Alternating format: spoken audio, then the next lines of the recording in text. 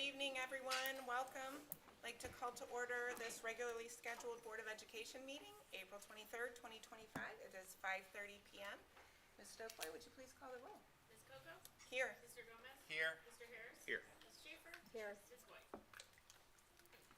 Thank you. And B is approval of the agenda. It is recommended that the Board of Education approves the agenda of the April 23rd, 2025 Board of Education meeting. Action by the Board of Education in adoption of a consent agenda means that all items are adopted by one singular motion unless a member of the Board of Education, treasurer, or superintendent requests that any such item be removed from the consent agenda and voted upon separately. So moved. Second. Comments? Thank you. Ms. Stokely, would you please call the roll? Ms. Coco? Aye. Mr. Gomez? Aye. Mr. Harris? Aye. Mrs. Schaefer? Aye. Item C is our opening ceremony. First is our informational item. This meeting is a meeting of the Cuyahoga Falls Board of Education in public for the purpose of conducting the school district's business. It is not a public community meeting, although there are opportunities for public participation. If an individual wishes to address the board regarding a topic found on the meeting agenda, the individual must complete a registration form found inside the attendance notebook and present it to the treasurer. Following the introduction of the topic by the board president, followed by board discussion, the individual will be recognized. If an individual wishes to address the board regarding a topic not found on the meeting agenda, he or she must notify the superintendent and/or board president of the topic no later than 3 business days in advance of the meeting. These individuals may share their comments during the board business portion of the agenda. In both cases, the individual will preface comments by an announcement of his or her name and address and limit comments to 3 minutes. All statements should be directed to the board president.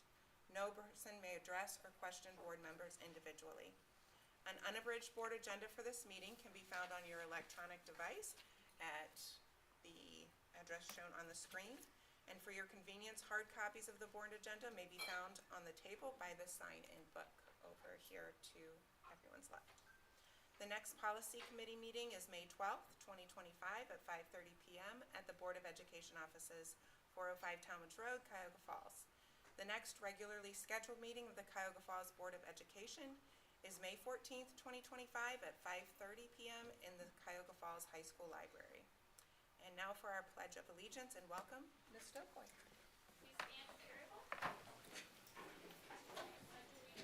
To the flag of the United States of America and to the republic for which it stands, one nation, under God, indivisible, with liberty and justice for all.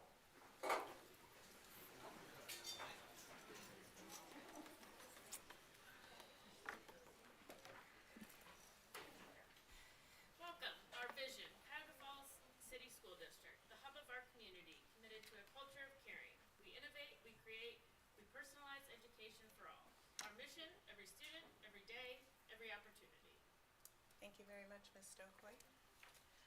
Ms. White was not able to be with us, one of our Board of Education members. Her husband, RJ, passed away 2 weeks ago, and so we wanted to take a minute to just have a moment for her and for her husband, and Mr. Gomez is going to read some of her husband's obituary this evening. It is with heavy hearts and profound sadness that we announce the passing of Robert John R.J. White, a cherished husband, devoted father, loving grandfather, and dear brother who left this world on April 9th, 2025 at the age of 72. R.J. was a remarkable man whose spirit touched the lives of everyone he met. Born on February 23rd, 1953, R.J. found joy and solace through his unwavering devotion to his loving wife, Patrice. Together they built a beautiful life filled with laughter, joy, and a shared love for family, where they raised their 5 wonderful children and doted on their 2 beautiful grandchildren. A proud veteran, R.J. served his country with honor and pride, embodying the ideals of bravery and resilience. His military service not only shaped him as a man, but also instilled in him values of integrity and commitment that he carried throughout his life. R.J. was also an unwavering fan of the Cleveland Browns. He spent countless Sundays cheering them on, filled with hope and anticipation for the day they would finally claim a Super Bowl victory. His enthusiasm was infectious, bringing family and friends together in spirited gatherings filled with laughter, camaraderie, and the occasional debate over game plays and team rosters. As we say goodbye to a remarkable man, we take comfort in knowing that R.J. White will forever remain in our hearts, a guiding star, illuminating our paths with love and inspiration. Thank you. Thank you, Mr. Gomez. We're sending our love and our thoughts and our prayers to Ms. White and her family this evening. Item D is presentations. First, we have awarding of a diploma. It is recommended that the Board of Education grants a Cuyahoga Falls High School diploma to the following individual who has now completed the requirements stated by the state of Ohio for high school graduation. It's Brooke Rochelle M. So It's moved. your- Second. I don't think it's yours yet. Ms. Stover, would you call the roll, please? Mr. Gomez? Aye. Mr. Harris? Aye. Mrs. Schaefer? Aye. Ms. Coker? Aye. Congratulations to Brooke Ench on her high school graduation.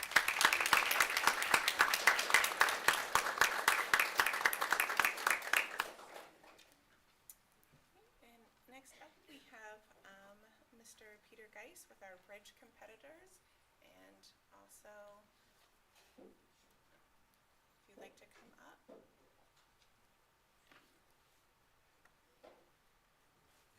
A representative from the Summit County Engineers Office.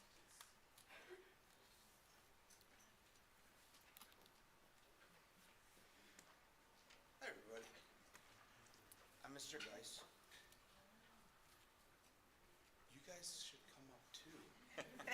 Hey, you're the one that wrote the paper.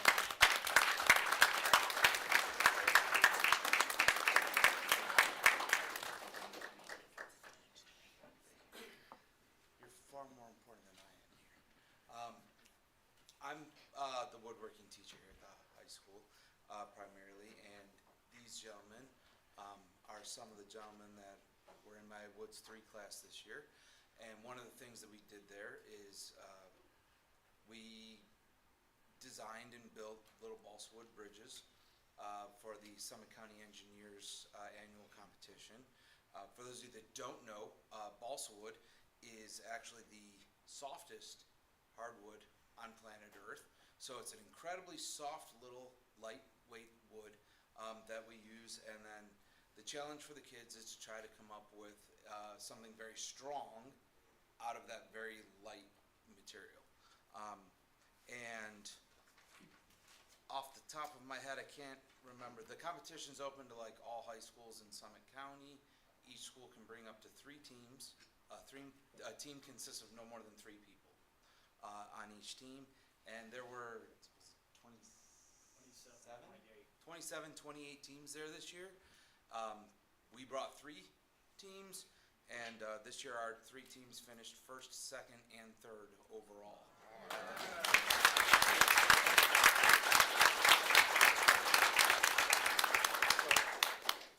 I did, just for, I like visuals, if you can. So I printed off,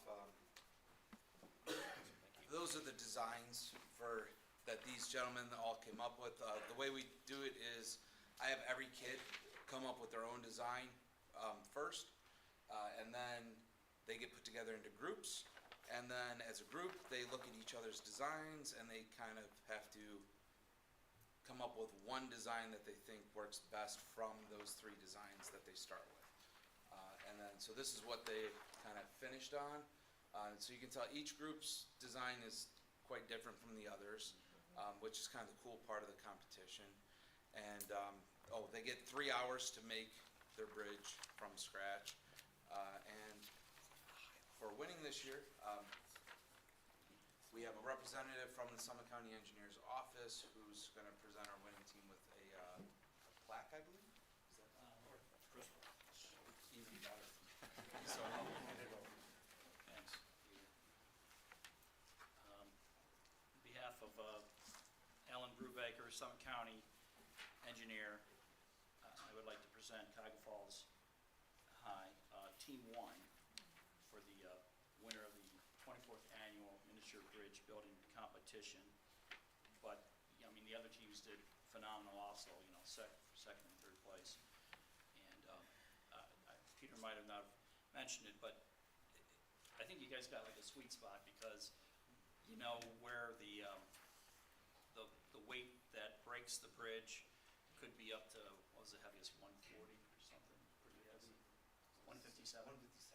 Right, and then, like, these bridges only weigh maybe an ounce and a half. They're measured in grams. We have to like convert everything to the same units. So basically, the weight that's on top, you know, that's the numerator, and then the bottom is the weight of the bridge. So that's how they get an efficiency score. And the higher the efficiency of the bridge, you know, that's how you win. So, anyway.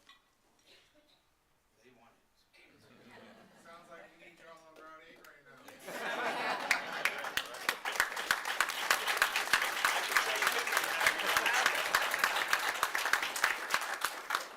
Anyway, that's all I have. Thank you. Good job, guys.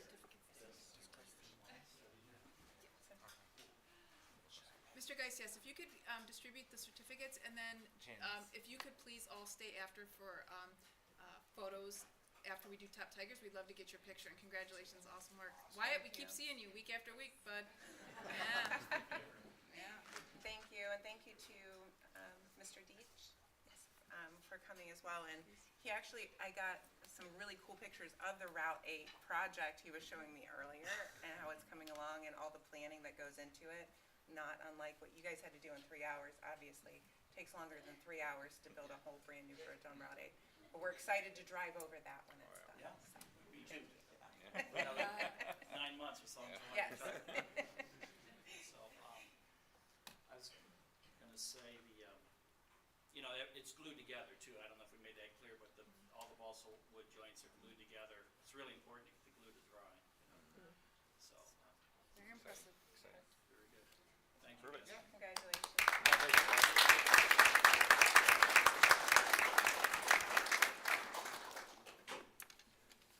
Next, I'd like to call up Ms. Allison Bogdan for the Staff Start Board.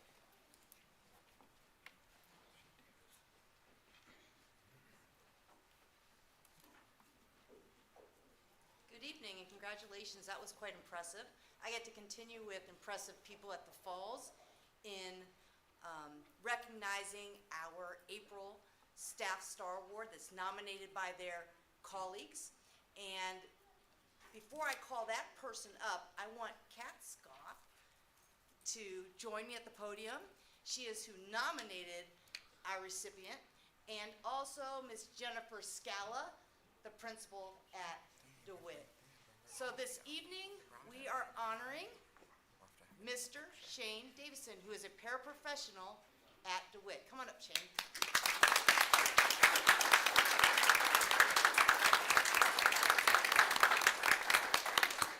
Here, Shane, come out. You have to look at everybody. Or you have to stand right here and listen to these. Listen to us talk about you. Okay. All right. Shane Davison is an incredible asset to DeWitt Elementary and Cuyahoga Falls City Schools. His dedication to helping put students who need a little or a lot extra as a paraprofessional is impressive. Daily, he strives to work with our students who struggle the most to integrate them into their general education classrooms and help them to be successful in whatever task they are undertaking. I have to believe he has the most physically demanding job in our school. Whether it's running after a little friend on the playground or helping that same friend off the floor when they're having a little bit of a meltdown, Shane never hesitates to do what's right for each child under his care, and let's just say he gets his steps in every day. His dedication to these students and to Cuyahoga Falls is unwavering, and we're very lucky to be his coworkers and his friends.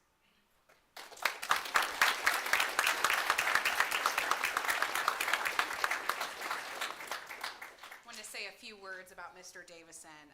I'll tell you, he's an exceptional paraprofessional. He has immense patience. His ability to remain calm in any situation is invaluable. He has great empathy and compassion for his students, providing comfort, encouragement, and builds trust with them. His adaptability and flexibility in the elementary classroom can be unpredictable, and Shane is able to shift gears quickly and adjust to changing schedules while supporting the unique needs of his students. His enthusiasm and positive outlook create an encouraging learning environment for his students. Mr. Davison's unwavering care for his students allow them the opportunity to thrive. We at DeWitt appreciate his dedication to making sure students are given everything that they need to be successful. Thank you, Mr. D. Thank you.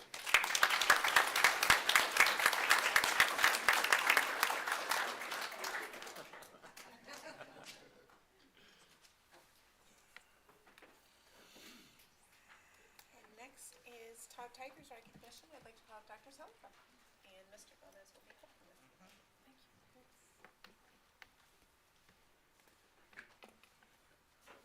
Good evening. Good evening. Oh, my goodness. Mr. Gomez, what was that? I only heard you. It's warm. I know, it is, so we'll get moving. Good evening. Good to see you. Thank you. Yes. Ooh, I got a little posse over here. Thank you. All right. Well, as Ms. Coco said, I'm Dr. Selko, Superintendent of Schools, and this evening we are going to recognize our top Tigers, which is very exciting for our students. I just want to tell you a little bit about it. How many of you, this is your first time? I'm going to ask the question in reverse. I usually do it the other way. How many is this your first time coming for a top Tiger, parents or guardians? Okay. How many of you have been here before? Okay, nice. All right. So you can give the speech then. Do you want to tell them what it's about? I'm just teasing. All right. So the Top Tiger Award is given by our Board of Education members to students from each building each month. And the students are chosen by various staff members in their buildings, and I get the honor of reading about each one of the students. I'm going to ask students that you pay attention very carefully because I'm about to give lots of directions. Ready? So what's going to happen is I'm going to call your name one by one. You will come forward and you're going to stand right here. And then you are going to face everyone. You're going to get some goodies from Mr. Gomez. He'll be my helper this evening. So he will hand you some things. And then I will be reading about you, what your teachers had to say, so which is the really exciting part. And then you're going to stick around just a moment longer. You're going to come over here. Miss Stewart is behind me. She is going to take your picture over here. All right? And then when you're finished, you can go back to your seats. So hopefully you followed all those directions. We'll see.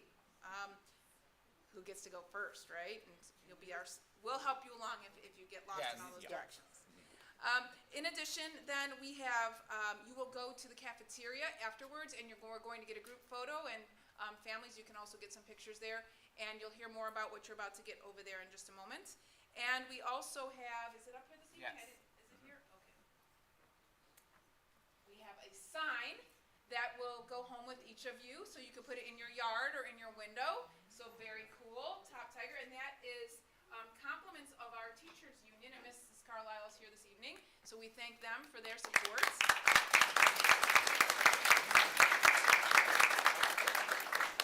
And then we also have many other generous sponsors that I'd like to thank. One of them is our Cuyahoga Falls Schools Foundation and Alumni Association, and they also are very encouraging of our students. Mrs. Kathy Moffitt is here this evening to represent them, so she's going to say a few words, and then we will get started with our awards. Thank you.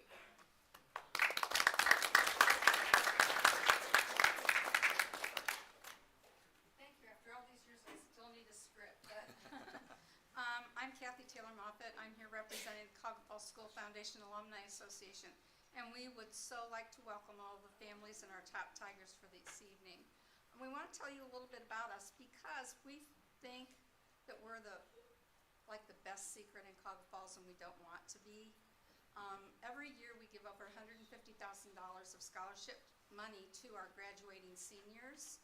We also invite all of our students here who are top Tigers to march in our Memorial Day Parade. You will receive some directions for that, and we will be passing out Top Tiger t-shirts for you to wear during that parade. We sponsor class reunions. We also have a wonderful recognition program that's coming up on May 6th. We invite all of you to it. We will be recognizing our graduating seniors who have received scholarships from the foundation. We also have many distinguished alumni who have graduated from Falls and done amazing things since they have graduated from the high school. And we also have some teacher grant awards. So not only do we give scholarships, but we also give grants to teachers. And all of this is possible through wonderful donations from people like you, from local businesses, and from former graduates. So thank you so much for being here this evening. I think that's it, but thank you so much. and we'll see you soon, Top Tigers.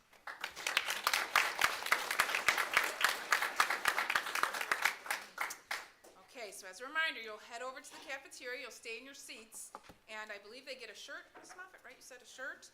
And so then we'll get our picture after you get all those fun things. All right, students, are you ready? One person's ready. All right, well, we should just pick you first then, since you're ready, no one else is. Just teasing. All right, thank you. All right, we're going to start with DeWitt Elementary, and our first student is Griffin Clayton. Griffin, whoa! Look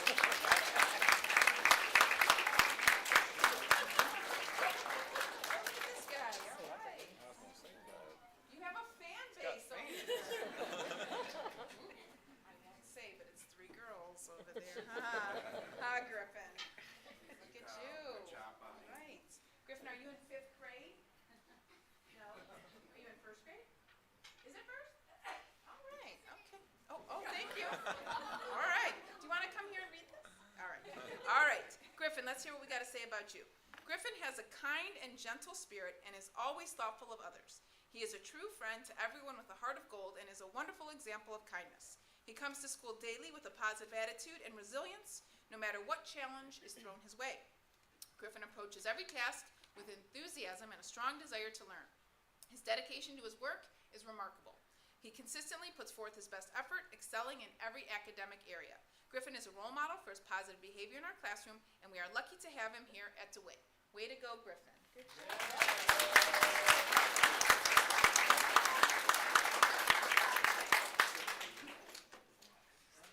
All right, our next student is Lucy Hager. Oh,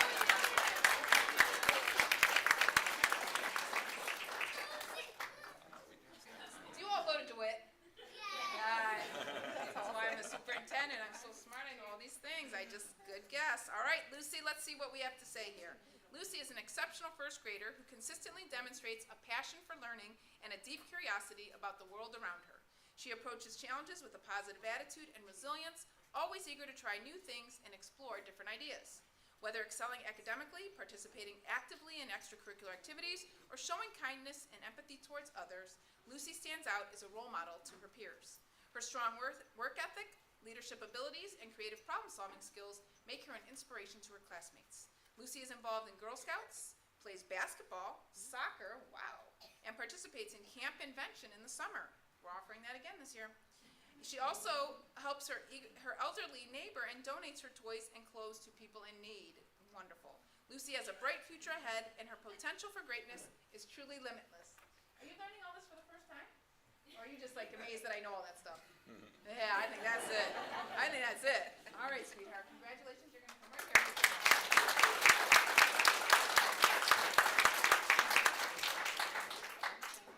All right, moving on to Lincoln. We have Robert Holitzka. The 3rd, yes, thank you. Robert?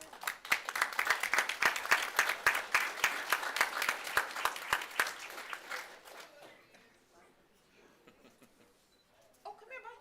Over here. Come here, sweetie. There you go. Well, he heard all that cheering. He wanted to be part of it. I got you. Stay right here. And you go by Robbie, right? Yeah. Awesome. Okay, Robbie. Robbie has returned back to Cuyahoga Falls this year. From the beginning of the year to now, there has been so much growth in his work completion and behavior. Robbie is always eager to answer and participate. He usually raises his hand before speaking and is engaged in most lessons. He has also improved tremendously in his social-emotional skills. Robbie is really starting to learn self-regulation skills independently. We are very proud of all your accomplishments, Robbie. Congratulations.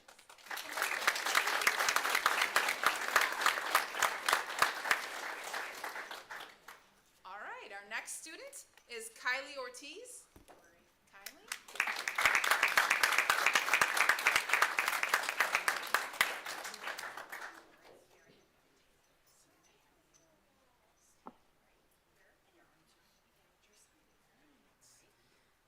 Kylie consistently demonstrates the qualities of a truly exceptional student and a wonderful member of our school community. She is always polite to teachers and classmates, and her interactions are marked by genuine empathy. In the classroom, Kylie is attentive during lessons and demonstrates a genuine desire to learn. She is also a helpful and supportive member of our school. Whether it's assisting a classmate who needs help with a task or volunteering to tidy up the classroom, Kylie consistently demonstrates a willingness to contribute. Kylie exemplifies the values we strive to instill in our students. She is a shining example of a kind, respectful, and responsible individual.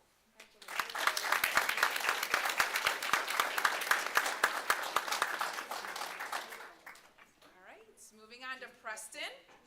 We have Janice Hollis.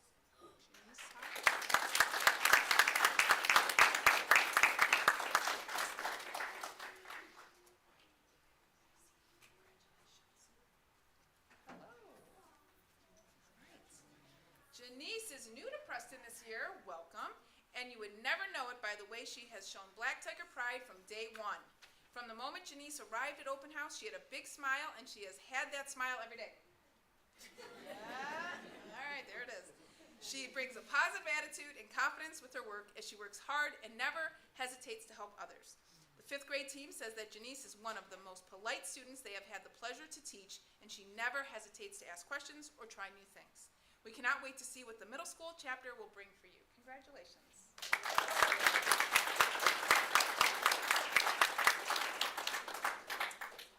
All right, our next student is Nicholas Vales.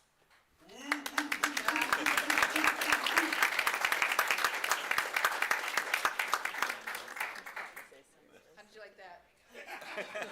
Let me just tell you, if I did that for my 6th grader, I would be in a lot of, she would be not happy with me, but that's what we do, right, parents? I told my daughter it only gets worse. You think I embarrass you now? Just wait. All right. Nicholas is also new to Preston this year, and the Preston staff is glad he joined them. Nicholas is a polite and hardworking young man. Even though he came to Preston in November, he didn't hesitate to jump right in to help with the younger students during lunch. He participates in class and has a terrific way of explaining things that benefit his peers. Nicholas is one of those students who you know you can always count on, and he's always doing the right thing even when no one is looking. That's the best. Nicholas, we cannot wait to see the things you accomplish next year and beyond. Congratulations.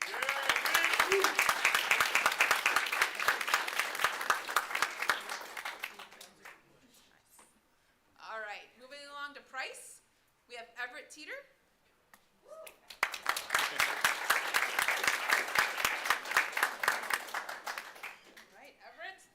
Everett is a pleasure to have in class. He is a strong reader and his math skills are equally impressive. He works hard and loves to participate. What really sets Everett apart is his character. He's kind and considerate towards his classmates. He's always the first to offer a helping hand, whether it's explaining a difficult problem or simply offering a comforting word. He's the kind of student who fosters a positive and supportive classroom environment. He has a big heart, and it shows in everything he does. He truly shows his Black Tiger pride.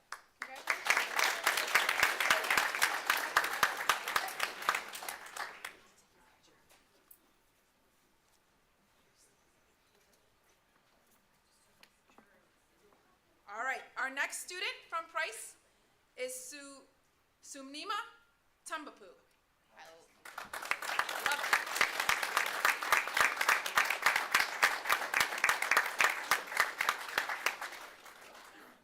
Oh, with an escort. Nice. I saw you today at Price. I remember you. Hello. All right. I'll see Sumnima. All right, you ready? All right. Sumnima, am I saying that right? Okay, and if not, you say, Dr. C, you are messing that up, okay? You just tell me. All right, we got it. Possesses a remarkable blend of quiet kindness and academic strength.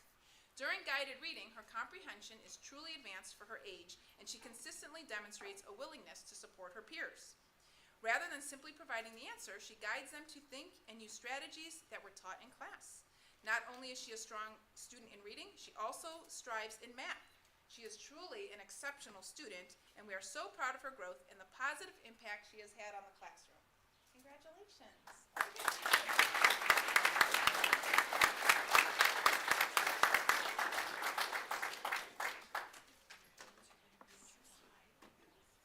All right, our next student is from Richardson, and it's Isaac Corey. Isaac?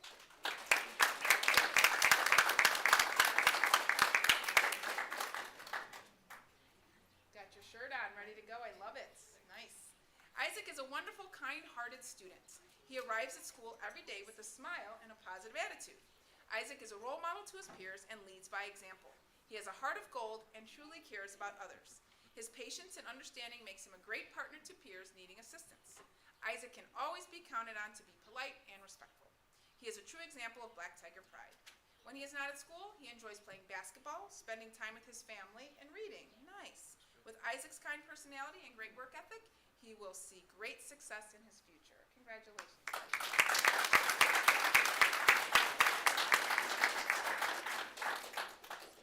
All right, and our next student from Richardson is Elodie Klubnik.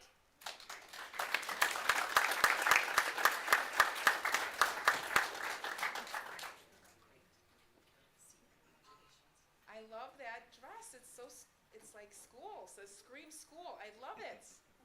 Very cute. All right. Elodie is an absolute joy to have in the classroom. As a new addition to Richardson this year, she has transitioned seamlessly. Every day she arrives with a bright smile, a positive attitude, and an eagerness to learn that inspires those around her. Her kindness, compassion, and warmth never go unnoticed by her teachers and classmates, making her a true friend to everyone. Outside of school, Elodie's creativity shines through her love for dancing and playing video games. All right, her dedication and enthusiasm in everything she does are truly remarkable. Elodie, you are already making a difference, and we can't wait to see all the incredible things you will accomplish in the future. Congratulations.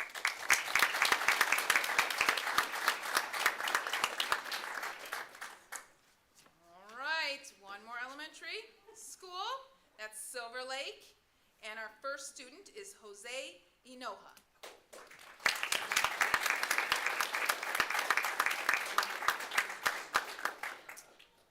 Is Jose here? Mr. Dolka? No? No? Okay. All right, well, congratulations to Jose. We'll make sure he gets all of his goodies. Our next student is Ethan Johnson.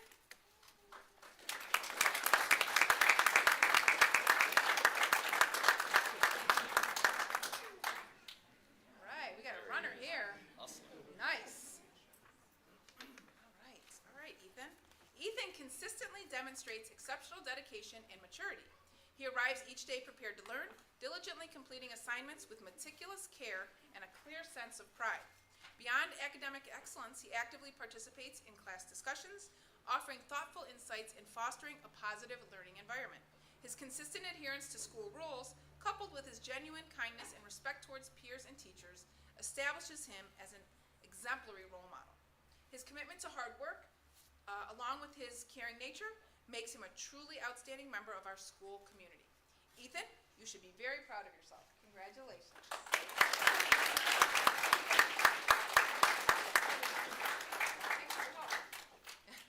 My assistant here, you got it, thank you. All right. Moving along to middle school, we have our middle school students. First up from Bolick, Jason Mazar. Jason.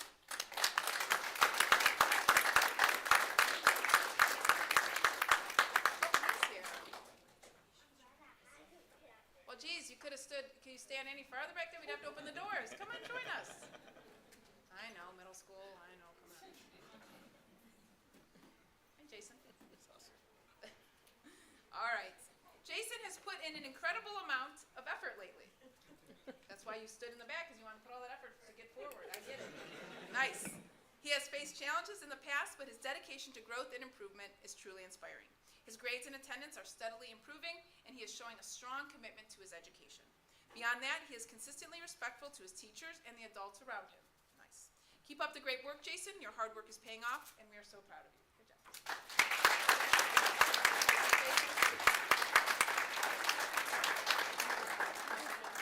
You're hired. We're going to give you a pin.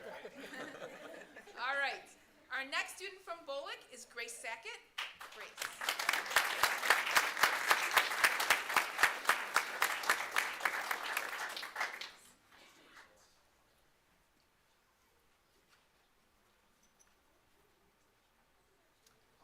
Grace truly embodies the spirit of a Black Tiger at Bolick. Her teachers consistently praise her remarkable responsibility and her unwavering dedication to being a positive role model for everyone around her. Grace's kindness and sweet nature create a warm and welcoming atmosphere in every classroom. She is a diligent and hardworking student, consistently demonstrating a strong commitment to her studies. From her punctual arrival to her thoughtful participation, Grace's efforts are deeply appreciated by her teachers. We have really enjoyed seeing her come out of her shell, and her positive attitude and consistent hard work make her a joy to have in class. She brightens our days, and we are incredibly fortunate to have Grace as part of Polic's community.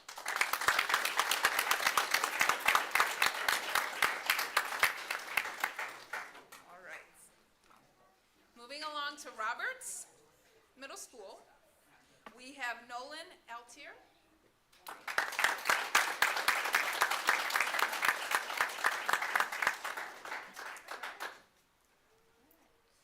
Ryan consistently demonstrates a strong work ethic in all of his classes.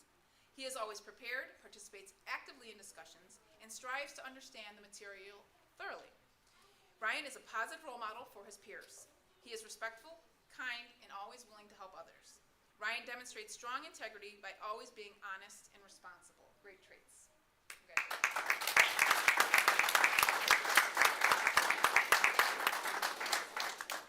All right, our next student from Roberts is Sophia Riddle.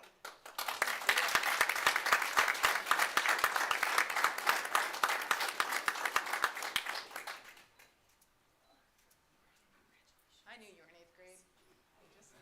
All right, Sophia. The 8th grade team at Roberts Middle School is honored to nominate Sophia Riddle for Top Tiger for the month of April. Sophia is an honor roll student, demonstrates leadership, and is positive and kind to her peers and teachers.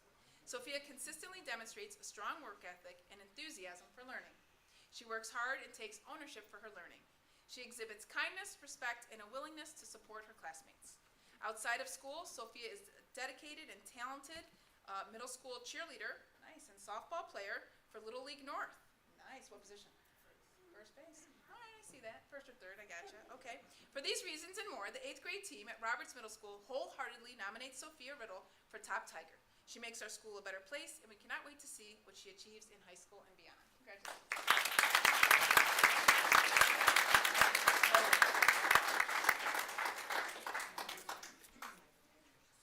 Whew. All right, high schoolers. Let's see if they're here this evening.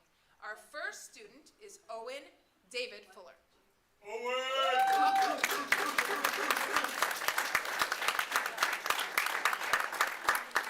just meet him? Did you just meet him? Oh, okay, all right. Everybody at this table is here. Family, all right. I see some red faces. If they like it, I like it. They pretend not to, sir, but they really like it. All right. David is an insightful, caring, and personable student. From the very first day in creative writing class, Mr. Nowak recognized that he was not only a talented student who wanted to do well, but even more so, he wanted to see others succeed and would build them up whenever possible. Additionally, in his Honors ELA 12 class, David demonstrates his academic maturity and critical thinking skills through his command of language in both written expression and class participation. From his outstanding work ethic in the classroom to his enthusiasm on the volleyball court, David makes the high school a better place, and it is great to see him receive the Top Tiger Award. Congratulations.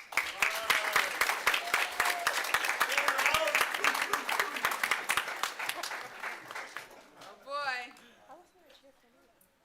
All right, our last student of the evening. Everybody get ready. Yeah, I don't know what's coming next. All right, now, our last student to mention is Savannah Fuller.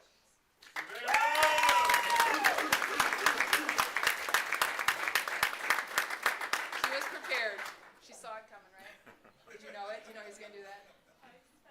You suspected. I saw your teeth. I know. That's what parents do. We're good at it. Mom said it was okay. Okay. Yeah, she's liking it too, I can tell. All right. Savannah has had tremendous growth in Honors ELA this year. She is an extremely gifted writer who continually uses her strong writer's voice not only to make meaningful connections with the text read in class, but also to apply work's overarching themes to her own personal experiences. The combination of Savannah's strong writer's voice and intellectual curiosity has helped her blossom into an active and confident participant during class discussions.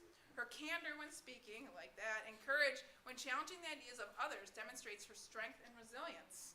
She is always respectful and kind towards classmates and teachers, and because of this, she is most deserving of being a Top Tiger.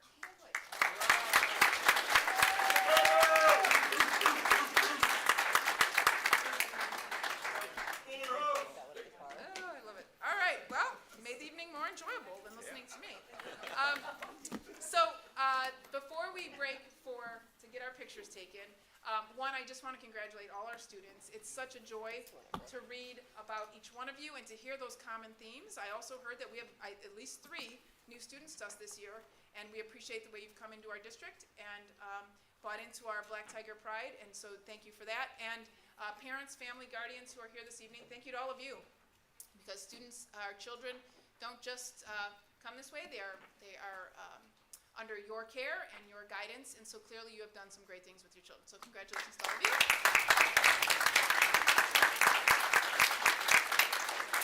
And to our staff this evening, which is very kind of our teachers and support staff and principals to be here in support of your children, we want to thank you as well for coming. All right, we'll head over to the cafeteria for our pictures. Thank you.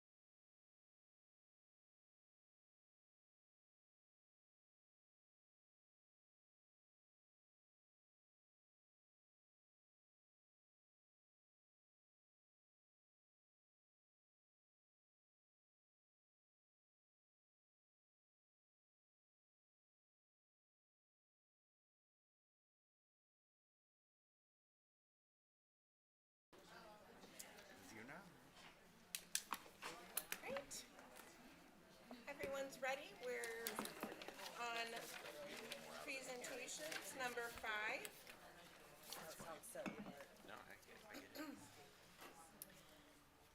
We're ready for our literacy presentation to call up Miss Amanda Heller and Miss Tina Magis and Miss Crystal Hartman.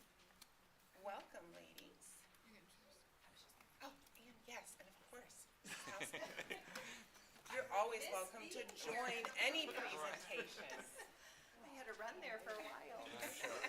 So, oh my goodness.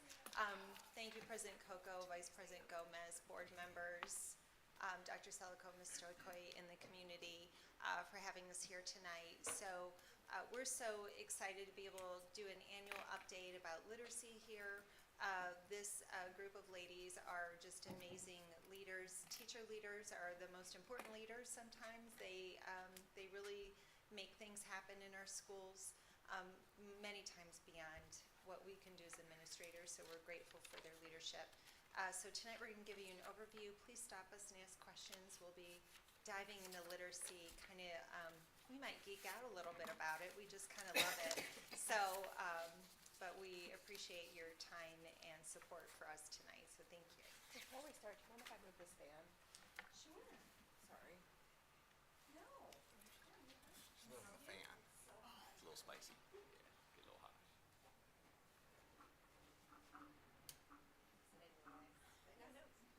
You can feel it. It's good. Yeah, that'd be great. Thank you.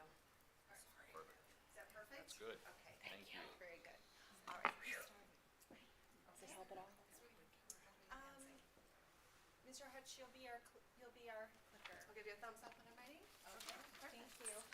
All right, well, just like Mrs. Hoffman said, thank you for having us. We're excited to give you a brief overview of what we've been working on for the last year. A little bit has changed since last year, so we're kind of excited to show you what we've been doing. So first of all, we as coaches have many, many roles within the district, and with that, we wear many hats. So those hats do change throughout the school year. This is just a couple of the things that we do. Currently, we have a book study, which is a volunteer program that teachers can sign up to do. It's about 20 minutes a week. We meet in the mornings and discuss a book to stay relevant with current topics. We definitely support our teachers by co-teaching. We co-plan with teachers. So we have a lot of little hats in different areas, but we really, again, like to tailor it to the individual teacher's needs. Not every teacher's the same, just like our students, so we want to give them the support that they actually need. So with that in mind, we actually are really trying to dive into data. So this past school year, that's what we focused on. Last year, we did have data meetings. They were a little shorter. They were about 45 minutes in length, and they were held 3 times a year, and we would have an occasional pop-in meeting. However, this year, we really wanted to make sure that we have a solid foundation for our teachers and our students, so we increased the duration. We have 2-hour meetings, and they happen 5 times a year now. So with that in mind, this is kind of just like an outline of what our meetings look like. The top of this timeline is our beginning, middle, and end of the year. These are our overarching meetings where we get a lot of that basic data, our initial benchmarking. We want to see where our kids are at the beginning of the year, how they progress to the middle of the year, and where they end up at the end of the year. So with that, we're part of a benchmarking team who goes around to the buildings, and we assess every student 3 times a year to make sure that our data stays consistent with our assessor and also the conditions. We want to compare apples to apples and not apples to oranges. So we're part of that great team. Once we collect that data, if we need to dig deeper, we perform diagnostic assessments to figure out where a potential weakness may be for a student or where they might need just a little bit of a push. So we'll do phonics screeners, spelling screeners.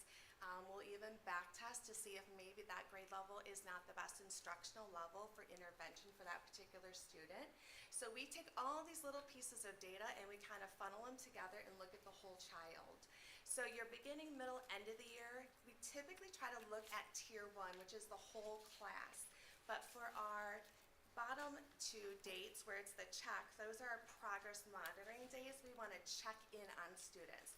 We want to continue to make sure that that trajectory is going up for each of those students. And if not, that's our time to problem solve. We use those 2 hours to collaborate with our intervention specialists, with our school psychs, the gen ed teachers, the title teachers. Everyone is included so that we can make sure that we can answer questions that teachers have and provide them the support that they actually need.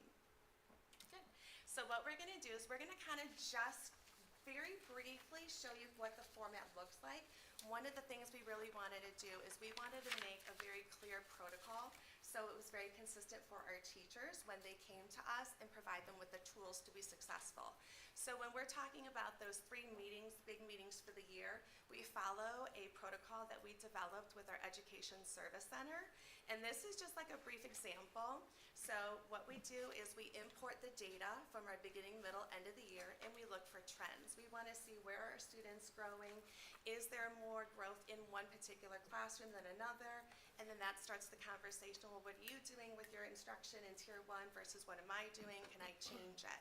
So we have some in-depth conversations, and it really helps the teachers, one, to begin to feel confident in what they're doing, but then also have the confidence to share it with others. A lot of times as a teacher, you're behind the door, you think you're doing what's best for the students, and you may be, and sometimes we may need to refine it a little bit, so it's great to have those other minds working with you. So this is just what our protocol looks like. We go through a series of questions, we document, we use that information, and then we figure out what our next steps are going to be. So some of the assessments that we give our students, we try to track as much as we can to make sure we're looking at the whole child again. So with that, we have a variety of spreadsheets, which are great at times and overwhelming at others, but we really do track a lot of the data so you can see at a glance how a certain class is doing. You can see how a grade level is performing, or maybe just a sub-skill or subgroup of students that you're particularly working for. So and that's kind of just illustrated in the images up there. They're just different documents that we use to track data, so I just wanted to show you where we're putting everything. All right, so then when we go to progress monitoring days, those are the 2 that we have in the middle of our overall benchmarks. Those ones are a little bit more intimate usually. We really try to get to the nitty-gritty of what the student needs, so we can do that by using their typical instruction materials like foundations or maybe wit and wisdom, and we'll look at how they're doing on their test scores and again have those same similar conversations and see what it is they need, what can I do different as a teacher, or what can I do as a literacy coach to help support my teachers as well. So that's just a snapshot of what that looks like. All right, so to the diagnostic measures. These ones are what we use to really try to pinpoint what our students need.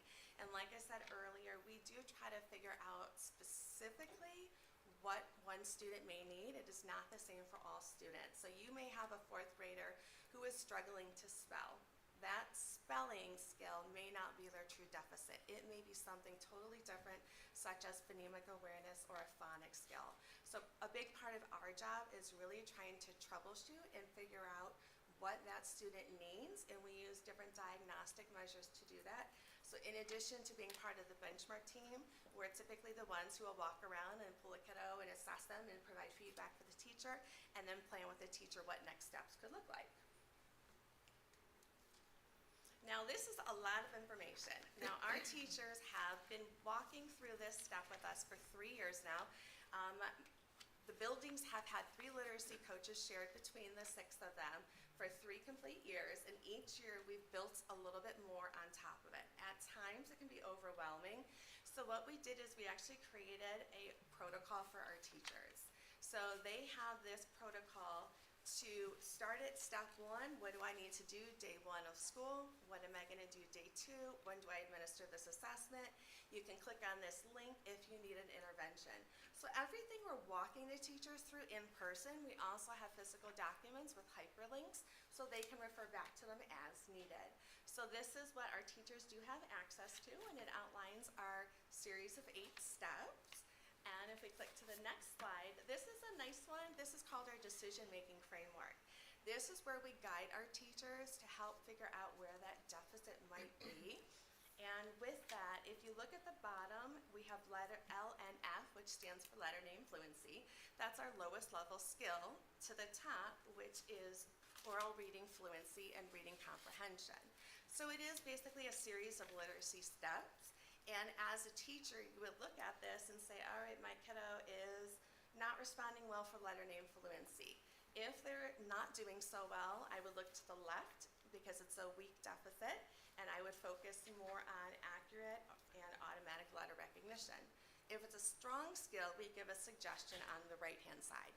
So you can look at it through both lenses if you have a student who's progressing well and a student who might need a little bit more reinforcement. And then we go just a little bit deeper. So our teachers will use this then to determine maybe what type of intervention they can use and kind of go to that next step without us in the building. Because we are shared between the two buildings, we want to make sure that our teachers have the tools that they need when we're not there, and this is a great resource for them. And if we go to our last slide, so you're probably wondering, well, what does this equate to? So this is some Acadians data that we have that we're really proud of. We've been using Acadians for the last 3 years, and so now we have some historical data built into the system.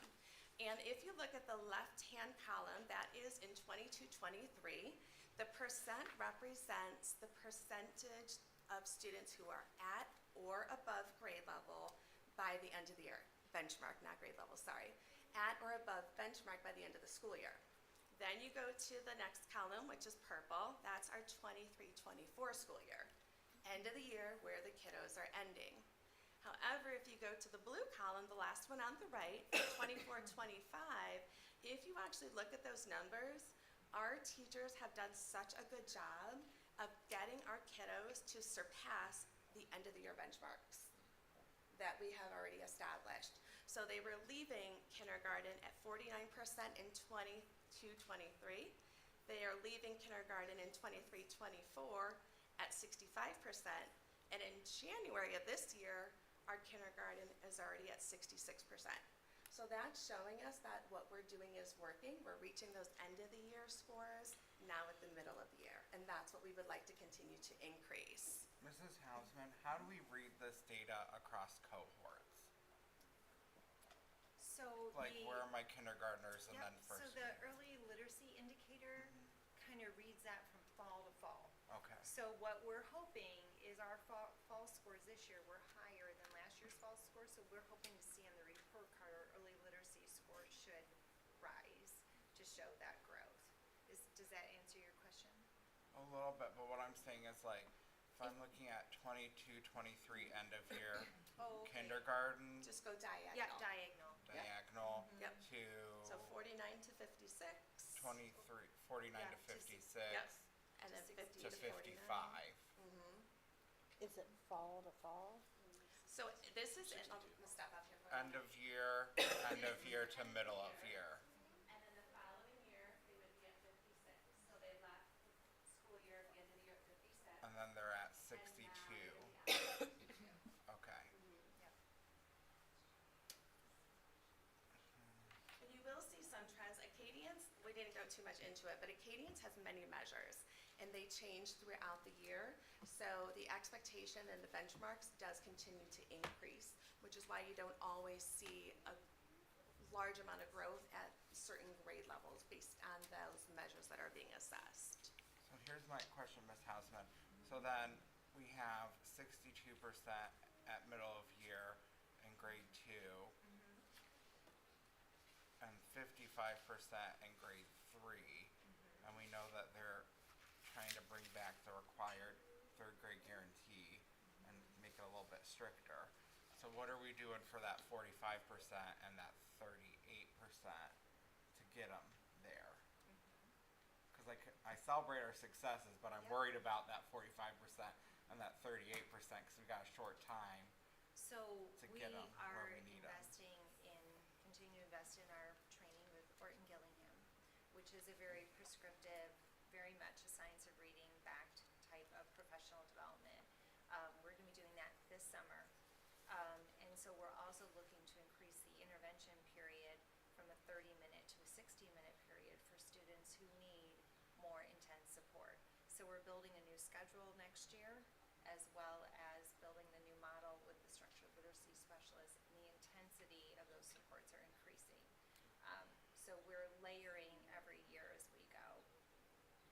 hopefully we will continue to decrease that number and have more children passing their first time around. Thank you, I Does that help you? Yeah, because I see successes, I don't want to diminish that by Yeah, any no, no, means, no. please don't hear that Well, from me, but. That's why you'll see I in still almost all our worry. goals, we put 100% because we can't, how do we say less than that, right? Especially when they want to bring back, and they're trying to, we don't know where they're going to end because we're still in this budget process, but they're talking about making that even stricter and taking out some of the provisions we had before with IEPs where we could kind of write it in, and they want to try to take some of that away from us, so I worry. Yep. I think we're leading. Because we know by holding things that back we're kids doing. is so harmful. We know it is a negative impact Yes, to children. so Yeah. So that stresses me out, Research has 'cause proven it's us that not not gonna only help does it them not help, but succeed. it actually Yes, hurts harms them, so I don't want that for our kiddos. I agree. And that concludes my portion, so I'm gonna turn it over to Amanda here. What's our signal? Thumbs up? All right. So now I get to talk to you about all of the exciting things that our teachers and students are doing. So go ahead. So this is some of the professional development that has taken place this year. So the literacy coaches have been able to receive some professional development with a Foundations coaching series. We've been using Foundations K through 3 for a few years now, and that training really helped us understand how to deepen that support now that we've been using it for a while.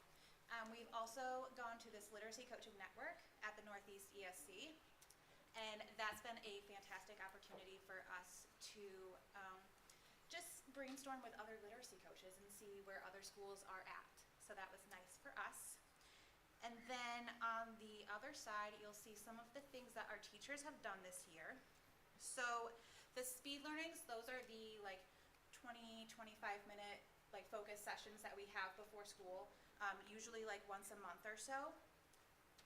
The building sub-trainings and the staff meetings, those are all based on building need because we understand that every building has various needs and we want to make sure that we target those. Some of the things that we have done would be the Acadians refreshers. So like Crystal said, we've been focusing on data. We want to make sure our teachers are understanding that data. And then we have also focused on Foundations. So now that we've been using it for a few years, we really want to build our teachers' capabilities in following the integrity of the program. And then the sub-training, we've done Acadians progress monitoring so that they can help gather that student data as needed. We've also done some Haggerty and Foundations training so that they understand what curriculums are being used and how those come together to support the students. And then we've also worked closely with the people who I've listed. So Alyssa Bird at the Summit ESC, Dr. Lori Wilfong, and Dr. Brian Drost have supported us with different instructional needs. So I just wanted to highlight, we've been working with Lori Wilfong quite a bit this year, and our teachers have really caught on to some of the strategies that she has taught them. So these are examples from a couple of our buildings using some of those strategies. So this one is the Freyer model. So the Freyer model is going to help students understand vocabulary at a deeper level. What I really like, if you notice the second grade students, both of those are from different buildings. They are using Wit and Wisdom materials, so we're seeing that commonality across buildings. I also really liked the differentiation between these two students. So the one that's all the way to the left, that student was ready to be challenged more. So they were able to mark up the vocabulary word in the middle, following what they learned in their Foundations program, and added some more details compared to the one that's on the right side. I also really liked how the fourth grade student, this model kind of beefs it up, I guess I would say.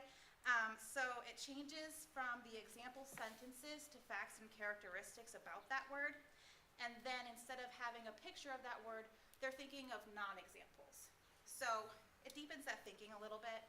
And I really liked this example here because the student did a really good job of incorporating their math understanding into ELA. Okay, so next we have word storming, or it's also called ABC brainstorm. So this is done before you teach a lesson. You want to see what the students already know. Like, what words do you already know about this topic? So the fourth grade classroom used that template to review student understanding of earth and space science before learning. And there were things that student listed that I was quite impressed with, because I forgot about it. So that was nice to see. And then on the right, we have the essential words routine. This doesn't show all of the steps involved in the essential word routine, but really you're introducing the word. You are giving a student-friendly definition of that word. You talk about the word structure, and then you provide an example sentence, one or two, and then they provide more sentences using that word. So they're hearing that word repeated and repeated and repeated. The EL example, I think, did a really good job of really limiting the language for that student and that definition so that that student understands what that is.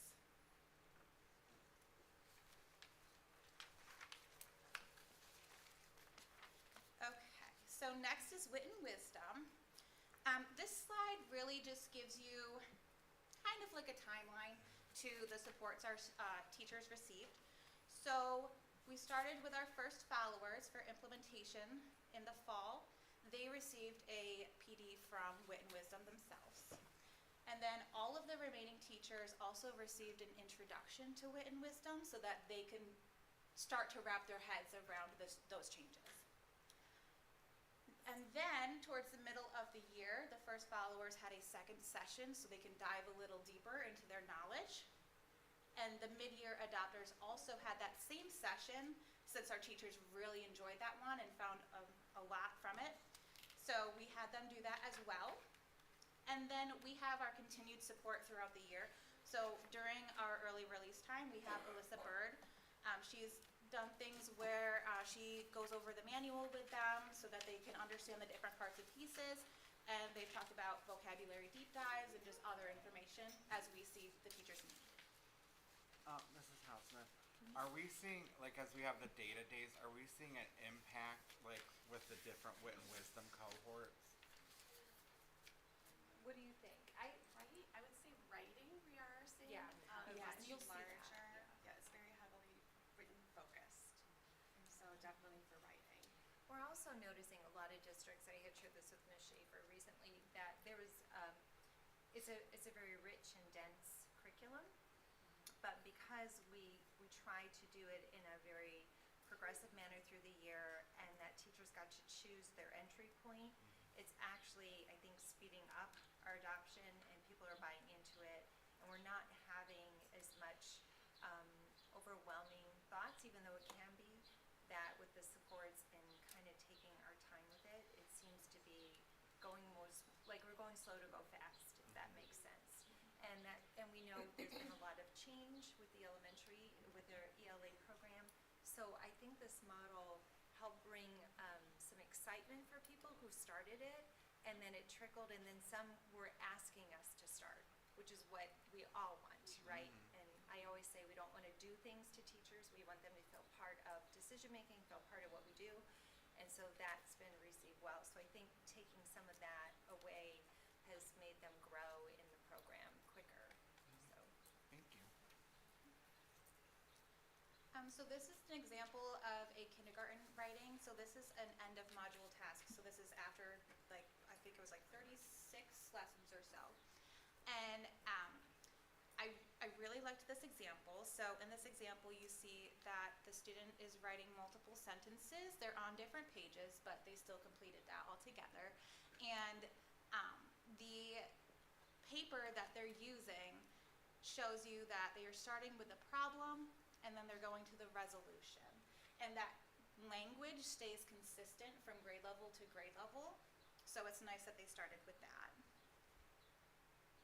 This is a first grade, and this was a task where students had to write an informative paragraph to to answer the following focusing question: how did Jane Goodall make discoveries about animals? So as you're looking at this example, you can see that the student gives a topic sentence: Jane Goodall was curious about animals, and then they're able to list 3 details that go along with that.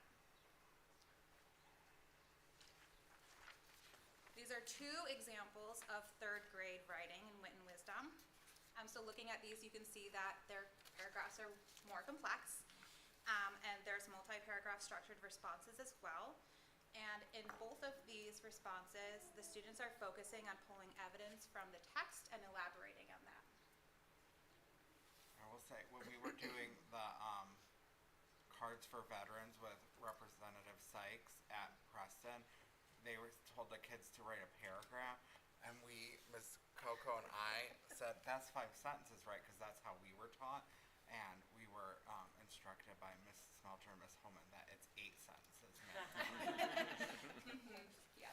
So I don't think we wrote whole paragraphs. we did not, but we learned that the rigor of writing has changed just from Yeah. when we were in school. And Ms. Smelter and Ms. Holman taught me 4th grade, and it was 5 sentences. I was not sitting with you. I did Yeah. not write 8 sentences. Yeah, we did not either, but yeah, so we were like, these kids are really writing a lot, like they're not doing the coloring part, which is what we were The focused- rigor in the yeah. writing expectations in Wit and Wisdom is very high. Yes. And I have some quotes here in a minute from our teachers that I'll show you, but you'll see them talking about that as well. Yeah. Okay, so for Wit and Wisdom implementation, like ongoing support from us as literacy coaches, this is something that I started doing with my teams of teachers once they were feeling a little more secure in their Wit and Wisdom knowledge. So this was like October, November, we started to talk about, okay, let's take the next step in our understanding. So we started aligning Wit and Wisdom with our focus on teacher clarity so that we can build a bridge with those 2 things.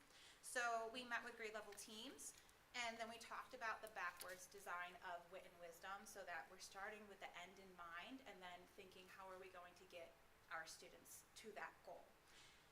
And then we completed there's a module study protocol, so keeping that goal at the end in mind, we look at the whole module, and then we went to the beginning once we were more familiar with that and started taking it lesson by lesson to see, okay, how are these lessons going to build and get us to that goal. And so this just kind of shows that process. So the first is just an agenda, so you can see kind of what that looks like. And then in the middle, those are some notes from one of the sessions that I had with one of my teams. So we can see, okay, we accomplished X, Y, and Z today. Next steps for next time, we got to work on this, and then keep on building there. And then the last picture shows, this is a digital form that I used with a team when they were ready to dive into that lesson by lesson buildup. We loved using this form because it shows us a couple of things. It shows us, 1, the amount of time that we're really spending in each section of the lessons because they are very complex. Do we really need to spend all that time right there? Is that part of the lesson really supporting that standard and that goal? Or do we need to prioritize another part? So we talked about being flexible with our times. And then we really liked this form because it puts the students at the forefront of everything when you're planning. What are they doing in this lesson? Why are they doing that? So it's always putting them in mind. And then these are those quotes that I had mentioned. So I'll give you a moment to read some of those, but some of the highlights from these quotes from our teachers, they're noticing students learning and using new vocabulary. Students are engaged in the text. Students are being challenged. So the rigor is helping them to reach their full potential. The modules follow a theme that allows deeper background knowledge and understanding about topics. And writing lessons are focused, and students seem more prepared for the OSTs. Any questions? All right, turn it over to Tina. Wrap it up. So I want to touch on just for a second our local literacy plan. As we were a part of the team that helped work on the comprehensive state literacy grant, and while we were doing that, we realized there was an update needed to our literacy plan, so we worked on that as well. So I'm going to highlight a couple of those. I believe you have copies of those. So, and it's like a 43-page document, so we're not going to sit through and read those to you today, but I'll just highlight a couple of things that you will find within the document. One of the things in the document that we highlight is that, as you've seen today, there's an overall indication of a low reading achievement across the district. So we wanted to address these things in our local literacy plan. A couple of things we're addressing. The preschool is part of that. Our EL model, I know Mrs. Sabatecki has been working on tiering that model, so that will look a little different next year. Our structured literacy professional development, Mrs. Hausman kind of touched on Orton Gillingham, which I'll talk about a little bit further here in a second, but that is a part of our plan going forward. Additional coaching supports for teachers. We have a ratio, I think we looked at the ratio of our ELA teachers, just ELA teachers, not even counting other content area teachers, and ourselves, and it's like 40-ish to 1, and maybe high 40s to 1. So if we can increase that at some point, if grant funds were available for that, we feel like having a smaller number of teachers to work with, we can spend more time with each of those teachers, and we feel like that could be impactful. Our new structured literacy specialists, we'll look at what their job is going to look like here in the next slide. And then implementation of academic parent-teacher teams. So this is something that we touched on, and it's really about teaching parents how to support them at home. A lot of the things that we do and the language we use in school is not something familiar to anybody outside of the field of education. So investing some time in teaching teachers how to teach the parents and working all together so we're all on the same page with everything. So those are some things you will find within that plan. And then these are kind of just the next steps for us. So where we're going, what we're looking to do for next year. So on this slide here, this is really what we're looking at for our Tiger Time, our intervention next year. And as Mrs. Hausman said, we're looking to increase that time, going from 30 minutes to 60 minutes. So if you look at this pyramid, at the top would be our most intensive, neediest students in regards to their foundational reading skills. And they would be working with, in a small group, an intervention specialist, 60 minutes a day, who has been trained with Orton Gillingham in their curriculum, the IMSE curriculum. The next level of students, who probably have pretty similar needs, would work with our structured literacy specialist, probably looking very similar. They will have a small group, they will be trained, and they will work with them for 60 minutes daily. The next level would be what we call like our tier 2, or middle of the road, our students who need some extra support beyond just tier 1 curriculum, and they would be receiving that from their classroom teacher. So classroom teachers who already teach with Foundations, they would be giving those students a double dose of Foundations. We have found a lot of success this year using that as an intervention, that double dose, because some students just need to hear it more than once. And so hearing that and trying it in a small group in a little different way has proven to be successful for many of our students. And then below that is our tier 1, and that would just be our daily Foundations core. And then during that Tiger Time, they would have differentiated instruction depending on what their needs are within the classroom. So that's kind of the model that we're looking at for intervention next year. I want to give a shout out to Mrs. Zeman. She's been a big partner in developing this model, the MTSS model, and our Orton Gillingham model. So she's our partner in crime, sitting there silently there, but she has been a huge active member on our team, and we thank her for her expertise. And so speaking of Orton Gillingham, just want to highlight a couple of things. This is the training that the teachers will undergo later on this summer, and it's part of the our structured literacy program. It is explicit, it is systematic, and it is cumulative, and it's highly regarded as a top-tier intervention. On the next page, and these are just some of the components. Now, Foundations, what we already have, is based upon the Foundations of Orton Gillingham, so it does tie into this nicely. It is multisensory, as I mentioned, structured and cumulative, flexible. So just like we have flexible groups, we don't want somebody in there and say, all right, they're going to be in there for that whole year, unless that's what they need. Hopefully, that's not the case. and then language-based, so it does touch on phonemic awareness, spelling, morphology, and all of those other things. And there we go. And then if we are lucky enough to receive that grant, additional training would be for all teachers, all elementary teachers.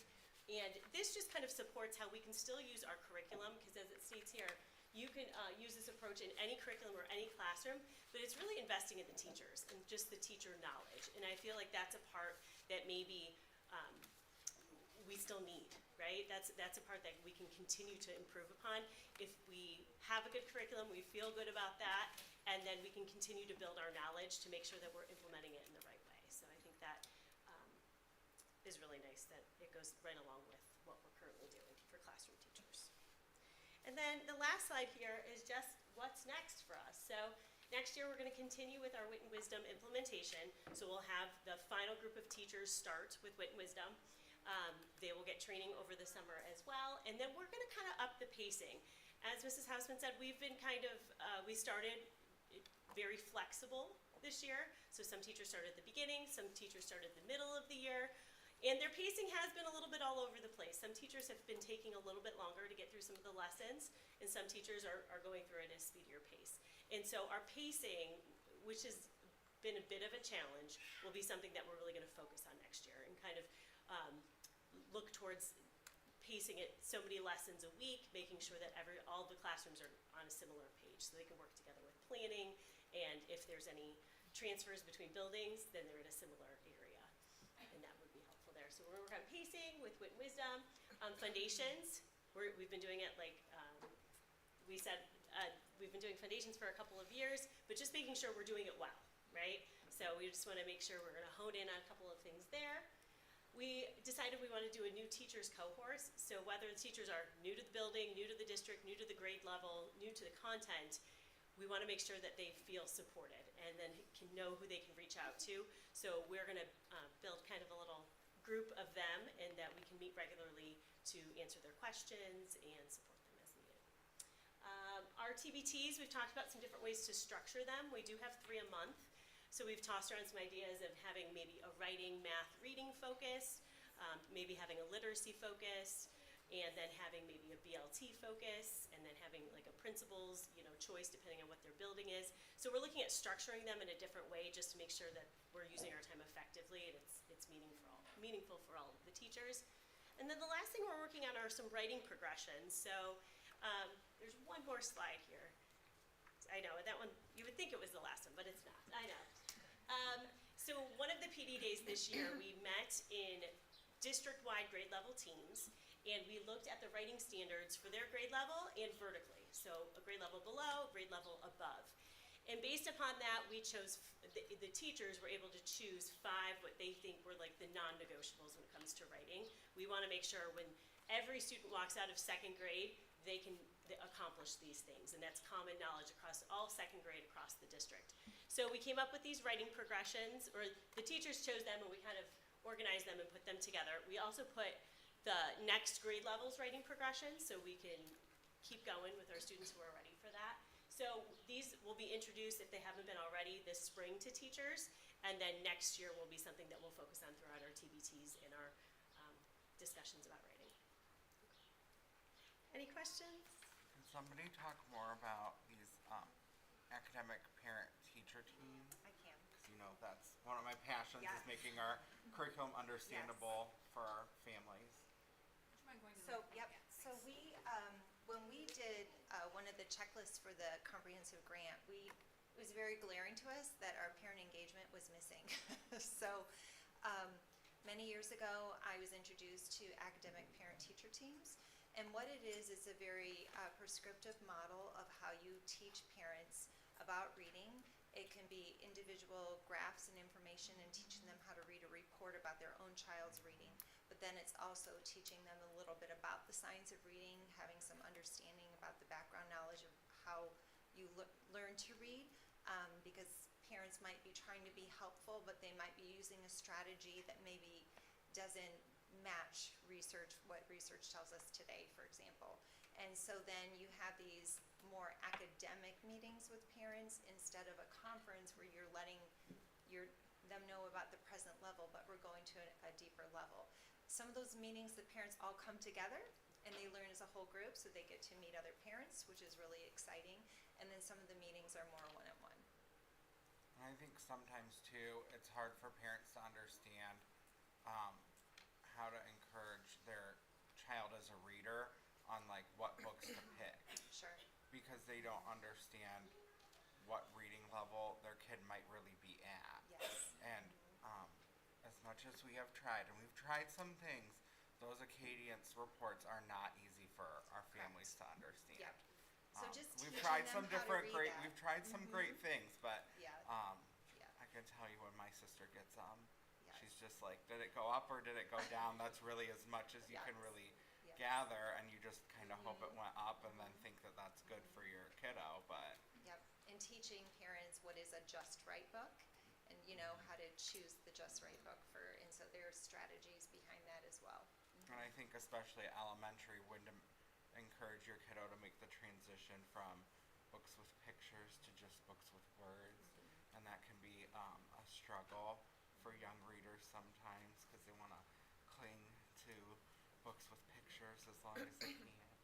That's what graphic novels are for. Yeah, Yes, but exactly. They never graphic go novels, away. but you gotta I know. pick That's some where chapter. everybody You gotta runs. pick some chapter books too at some point. So yeah. And Having I'll share kids- this with you having nephews of electronically, that just age, since we're it's hard going to through read. all of these things with them as well. When I get to help take them to the library. Thank you. Thank you. Thank you for your time. Thank you.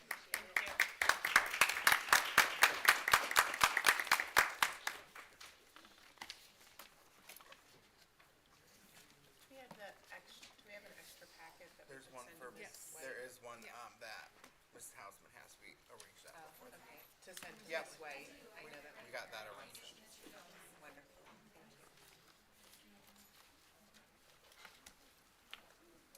And last but not least, by any means, is Ms. Stokoe with our recap financial future. Give it to Jody, and she'll make sure it gets to her. Oh, yes, we'll make a little file, although I don't know if I can put this stuff. Give it the to minutes give it to debacle. Jody. To think put with I the don't other want one. to- I want this one here, yeah. After the No, that's minutes not the one for Mrs. White. It doesn't have the literacy plan. debacle. Jody has the one for Mrs. White.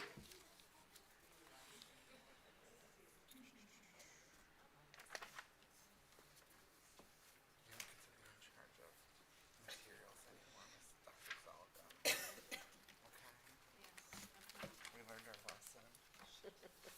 Ready? Good? Okay.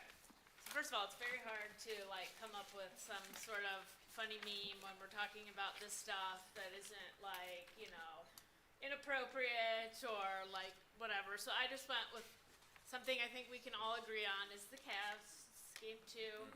I hope we can all agree on that at least. And that, so game 1. So it's a little Cavs theme today, but kind of a, oh God, Cavs theme, what just happened. So what I've done here is I've really kind of split it into 3 sections. So one will recap kind of how this all started, which is the November forecast and our financial recovery plan. Then show some trends, enrollment-wise, birth rate, those kinds of things. And then the second part would be the figures that I had shown before about on average of our 6 elementary buildings, the costs associated with those. So the first one is the November forecast. So if you recall, fiscal year 27 was in the red by almost $4 million. So that triggered DEW. I just want to say ODE. To reach out to us, we had to come up with a financial recovery plan and make sure that year was not red. And it had to be in the black. one thing to point out, there's the renewal levies are included in those, so that is, that bottom line is assuming that passage of those renewal levies, but you can see those amounts there. But really, the biggest line, and we talked about this before, is 6.01, that expenditure, excess of revenue over or under expenditures. And you can see that there's clearly more, we have more expenses than we do revenue, which is really the problem. So the financial recovery plan got us in line with DEW to satisfy them. But really the bigger problem is not just, okay, now we're in the black and so we can move on and forget about it. The bigger problem is that we are outspending the revenue that we are bringing in. So the next slide kind of shows where we were at cash-wise. So you can see, previous actual, this year we are, and this will change here a little bit come May when I do the forecast again. So this was November, so 44 days cash on hand at the end of this fiscal year, just 6 next year, and then negative 21 there in that 2027. I would like to point out that on a side note to the state budget, just 3 years ago, we were over the 30% cash balance. 2 years ago, we were over the cash balance threshold that they are proposing right now of 30%, which would have reduced our revenue in the following year. And look where we're at just 2 years later, or a few years down the road. So that is a major problematic part of what the House has proposed, and there are very many moving parts to that, and it is to just randomly pick one day of the year and what our cash balance is on the end of that without taking into account all sorts of other things, and the fact that we do have flat funding. For the most part, we don't have a lot of opportunities to raise revenue other than tax levies in the millions of dollars. Like, obviously we can raise revenue, but not to the point where we're going to satisfy that what we're spending more than what we're bringing in. So the next slide then shows what we did in the financial recovery plan that was approved by ODE back in February. The board approved it, so we changed a few things. You can see that 6.01 is still drastically in the red, even though we did make almost $4 million in changes to the bottom line in FY '27, which got us to about $81,064, which you'll see here, I think, on the next slide. That's about 16 days, which would not, we wouldn't be able to move forward. Hardly getting close in 26, but then 0 in 27. We wouldn't have enough to pay the bills come that next July 1st, because we wouldn't have enough cash on hand at the time. But you can see it is different. So the next couple slides just show that comparison of what November to what we approved. So you can see these are just the differences. So it was about a little bit this year positive. Next year it added about 1.75 million, then almost 4, 5, 6. And you can see, while it didn't get us out of the red, it did decrease that 6.01 line by those amounts going forward. But obviously we still have the problem of being very, very slim at the end of 27 and still being in the negative in 28 and 29. And so this is the comparison of the cash days on hand. So you can see it's pretty much the same for this year. And then this next year, it increased by about 10 days, which is not a ton. And then what is that number? 21? About 21 days in 27.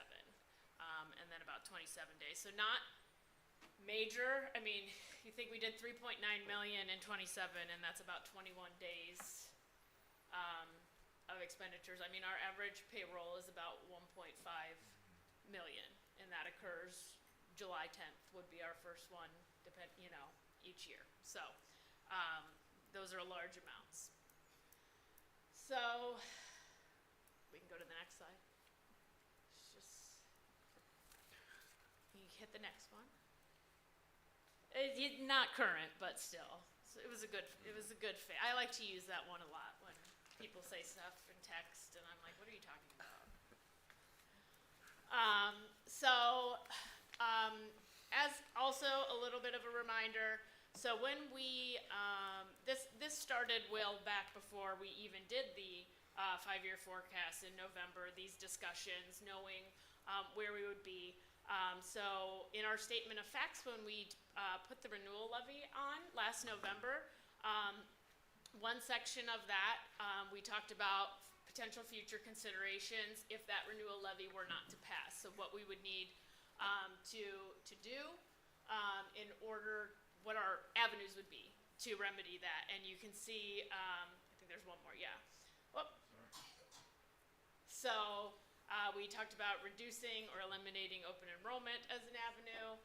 We talked about selling the future, current or future buildings, which we will move forward with on some of them.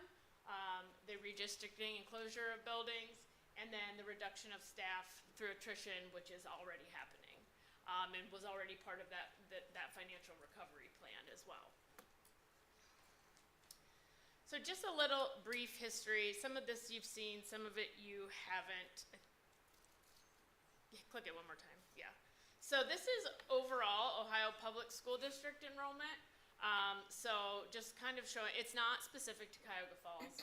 It is a statewide trend.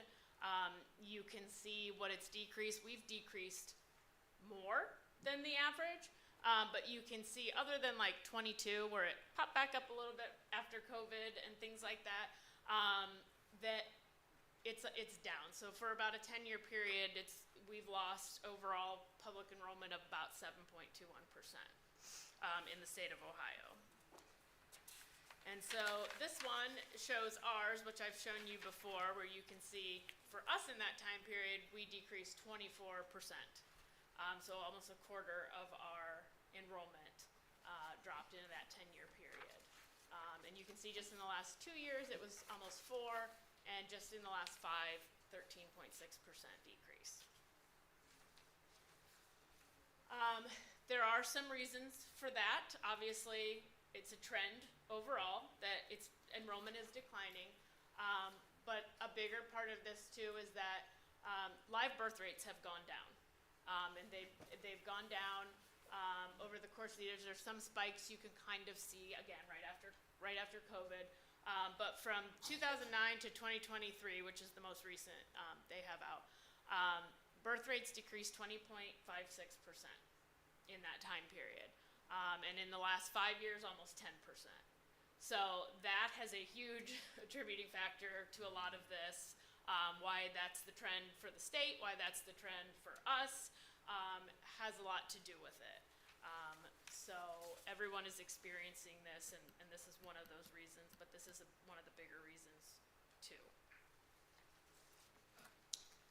And then as we mentioned, I think I showed you this before, kind of in that same 10-year period where our staffing levels have been, and you can kind of see, it's kind of bookend. So we have, those beginning years. Then obviously we start to, around 2018 is when ODE, at the time, they were ODE, came in and we had to do a reduction in force of staff, and I believe that's the year they took a freeze on their salaries. Then COVID hits, and we don't need as many in-person, we don't have as many tutors and those kinds of things, or cashiers, because we don't have kids in the lunchroom, and so those kinds of employees were not necessary at that time. But then as we start to come out, obviously we have to as we're back in person, we have to bring some of those people back in order to staff our cafeterias and our playgrounds and all of those things like that. So that's that.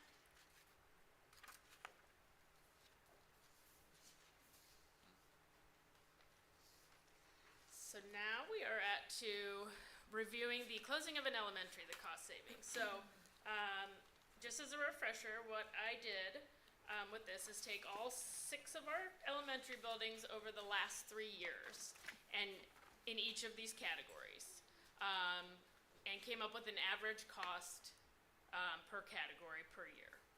So this is kind of somewhere in the middle then, not necessarily the lowest, not necessarily the highest that could be saved. But you can see these are the different salary positions or compensation that we pay out to the tune of, on average, it was about 1.8, 1.9 million in staffing, just in salaries. The next slide will show the benefit side of that, which is about 833,000 on average.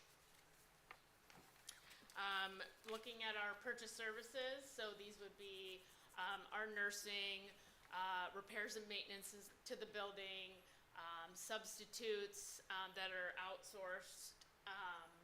We're talking utilities in these buildings, on average about 158,000 per year. And then supplies overall, not, again, these next few categories aren't gonna be a ton of money, because obviously we are a people business, and you can see that in the forecast that that's the majority of where our expenses go. But supplies, so we're talking custodial supplies, office supplies, library books, different softwares or subscriptions that are by building, comes a little under 30,000 on average. And then some equipment, building improvement. This would be, you know, when a boiler breaks down, or when we have to, you know, do a portion of the roof, or when we have to do the parking lot, would be site improvement, when we pave or we stripe or things like that. So those would be, you know, more major improvements. Technology, so that's a little under 200,000 on average. And this is very little, but about 200 for different shipping fees and staff memberships to, you know, principal memberships to different organizations. So overall, by those categories, we're looking at about, on average, 3.1 million savings in that. However, if you recall, I know, and when I did this, we know that for those salary and benefits, we're not gonna be able to get rid of every single person, let's say, if we close an elementary. Obviously, you know, there are still going to be special education students that need their intervention specialists. There's gonna need to be, those aides are gonna need to stay with those special ed students. Different things like that, just depending. So when I looked at the next slide and I kind of put the impact of closing an elementary, I took those two in half. So that 1.8 and that 833, I assumed half of that savings and not whole when you're looking at this forecast impact. So if we go back, we're looking at the top, we're seeing what we most recently approved. And then if you factor in those amounts from before, taking half of just salary and benefits, you can see, and we're assuming the closure would be in the 26-27 school year, that it gives us about 1.9 million. Then you can see as the thing with this is, other than the sale of buildings and things like that, this has a cumulative effect. So, you know, those salaries, if they're gone, they're not compounding every year with whatever we're forecasting as the increases.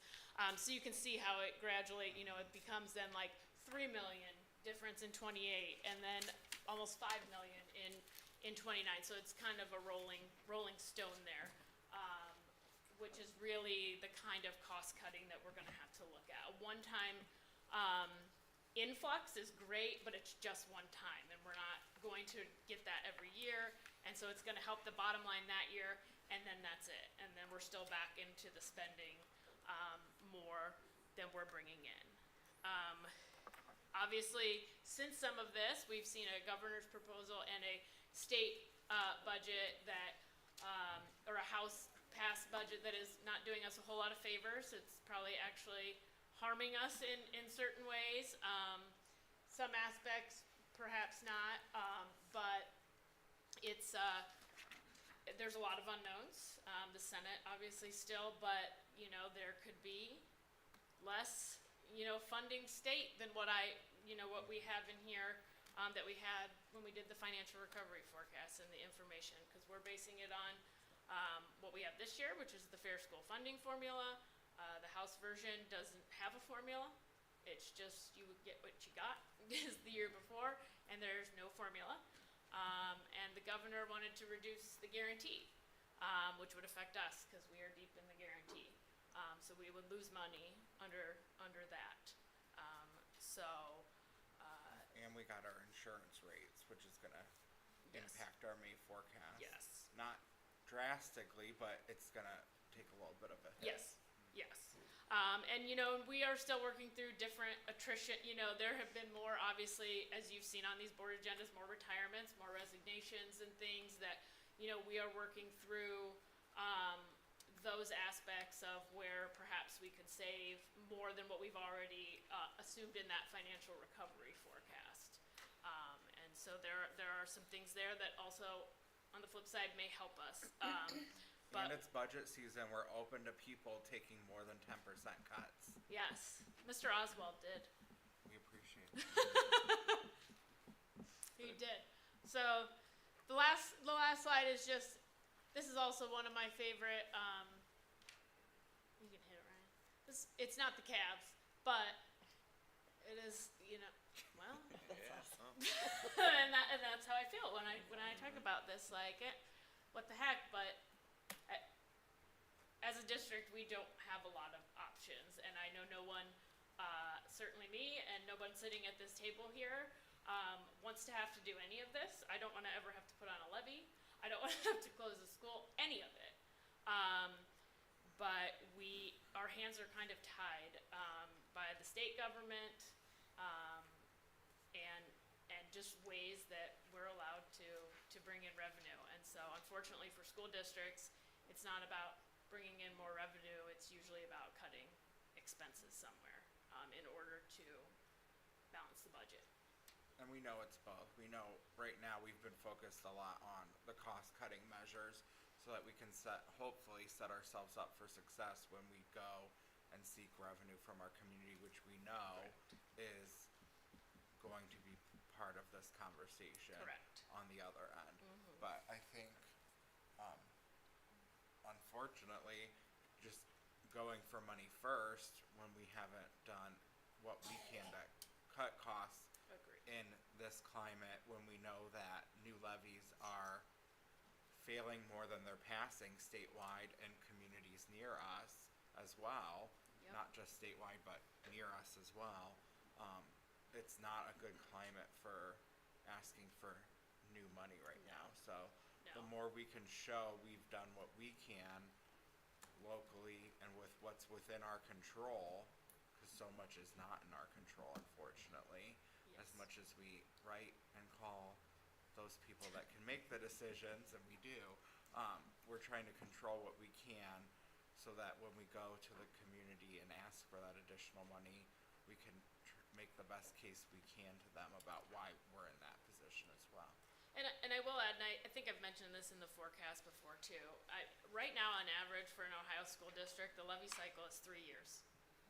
So within 3 years of passing a new money levy, people have to go back. We last passed new money in 2019, and we're in 2025, and we're still looking at eking out a couple years, which is well above the trend for where it's at right now. Working hard at it. Yeah, I think that speaks to the fiscal responsibility that we have done up to this point, that for 6 years we've been able to operate on. I mean, I know our household, if we had to operate on the same budget as 6 years ago, everything's more expensive, and it's the same for our district. It's the same for And everywhere. we've been hit by all of those same things Right. that you would in your household, inflation. You know, we experienced that with the 612 building. You know, utilities are up. Everything is, you know, food. Tariffs. Yeah. So Yeah, we well, some of experienced the- all those It's things when we're it's coming. purchasing. Well, we are concerned about the tariffs because they're not all on hold, and some of them could affect some of the purchases we're looking at for technology, because some of our technology does come through China where tariffs are So not on we were hold. actually proactive on could that. Impact future technology purchases. We're buying early because we need to hedge tariffs. Yeah. So we're watching. We need to prices. purchase things that have already landed in America. We can with things that are already on shore. Yeah, so we proactively, instead of waiting till after July 1st, said, well, we need to do the computer, our technology now, and get that locked in, so that we don't see a significant increase, on that. The one other thing I wanted to comment on, I think that, I hope that the savings would be more than the 1.8. I think it's smart, because one of the things I've heard a lot in the community as we talk about closing an elementary school is increased transportation costs. And I think I just want to point out, we are not assuming any savings in transportation, because we know that that's going to be probably an increased cost. And so by having that savings in half, it also accounts for possible increases in transportation, because that's something I've gotten a lot of feedback from community members on that have been tuned into this, is about transportation costs and what would that look like, which we don't know until we get pinpointed more on where we're looking at. But that is a lot of feedback I'm getting, and that kind of buffers that cost there as well. It does. And we already have a somewhat of an increase factored in with the 612 building, which again is the same scenario. We don't really know what that's going to be until we're there and it's happening, and we see, how many drivers we need and things like that. But we've forecasted an increase for that purpose, pretty conservative one, in trying to cover our bases there, that it'll cover it. So, we'll see what that actually ends up to be.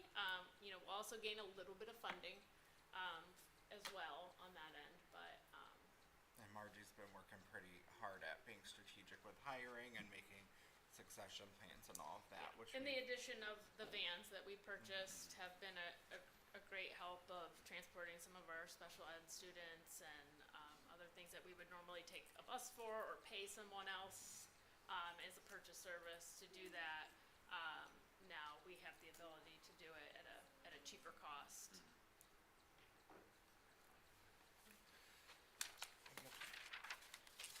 Thank you very much. Thank you so much. good information. Thank you. Thank you.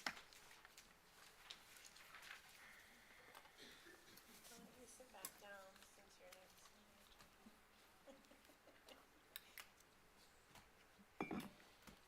Item E is treasurer's CFO's business, consent agenda. Ms. Stokely. I'd like to recommend the Board of Education approve all items in the treasurer's consent agenda. So moved. Second.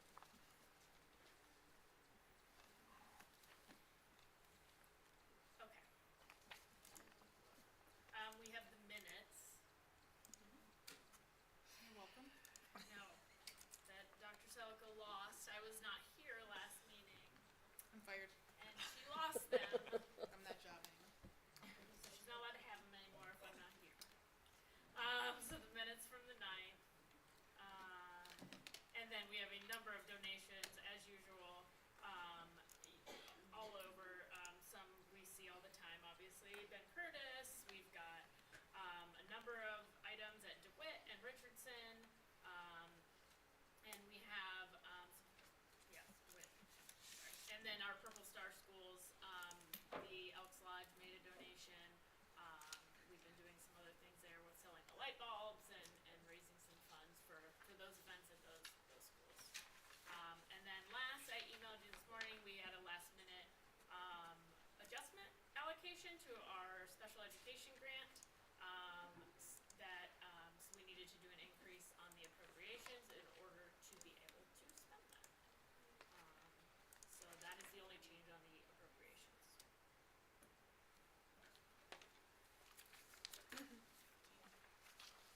Any questions or comments? With the Purple Star School and with the fundraiser I have been seeing a lot of purple light bulbs throughout the city. So, yeah, so people have been buying them and putting them up. Yeah, we had quite a bit of orders.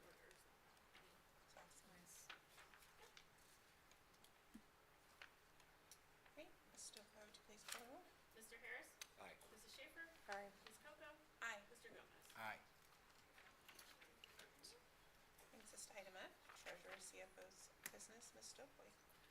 I'd like to recommend the Board of Education approve the March 2025 investment schedule and monthly spending report. So moved.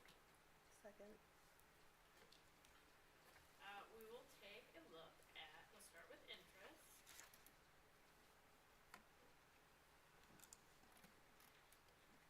It was a good month there, mostly in our construction funds. Because we're still a little low on the general fund balances at this point of the year. We started to get some, of the advances, but not all of our tax advances, but, $585,000, for the month of March. Obviously, there's only a few of those that can be used to help us,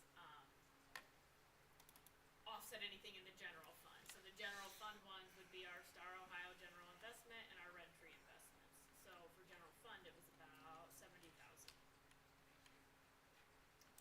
Everything else is in a different fund that can only be put in that fund and can only be used for those purposes. So, just as a reminder. We'll look at the general fund. As you can see, within February and March, we started to receive, our tax advances from the county. And then our expenditures are about in line with where they've been, previously last year at this time and similar to last month. So it gave us a positive result of operations, which puts us at a little under 12 million, to end March. Which is about where we expect it to be. I think, if I recall, if I would just look, I think it was about 8 million is where we said we would be, at the end of June of this year. In that last forecast, that'll change a little bit, but I don't think too significantly, going forward, which puts us about right where, we should be. If you recall, part of the reason that it looks drastically different perhaps than some of these other ones is that we made that double payment of insurance, which is close to $1 million, in October, for cash flow, to our consortium, in order to make some, or the claims payments, we decided to do it, too, and then we'll take June off. So we will not have that payment in June, so it'll look a little, different than the prior years, similar to, it was in October. You can see we spent 6 million, and typically we spend around 4.5, there, so.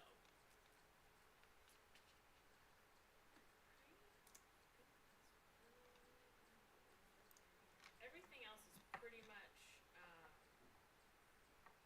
status quo. Yeah, pretty much status quo, nothing out of the ordinary, in food service or athletics. Athletics, as we know, we've been watching as we've been, kind of separating the fundraiser things out of that. So they are at a small balance, but they're not really going to be spending a ton of money out of that account going forward compared to what you're seeing in like fiscal '23, fiscal '24. You can kind of even see in '24 is about when we started to phase out those fundraising accounts that we did not spend a ton of money in those months overall.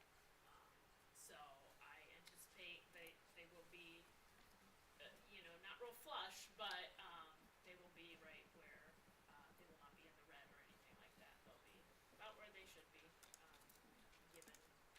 given all the other stuff that's now separated out.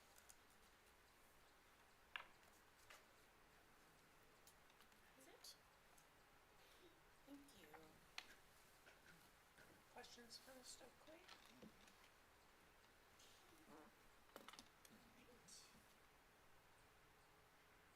Would you please call the roll? Mrs. Schaefer? Aye. Ms. Coco? Aye. Mr. Gomez? Aye. Mr. Harris? Aye. And your comments? I don't have a lot. I was not here last meeting because I was at the OASBO annual conference, which is always a very, very, well-done event, and, it's nice to be able to spend some time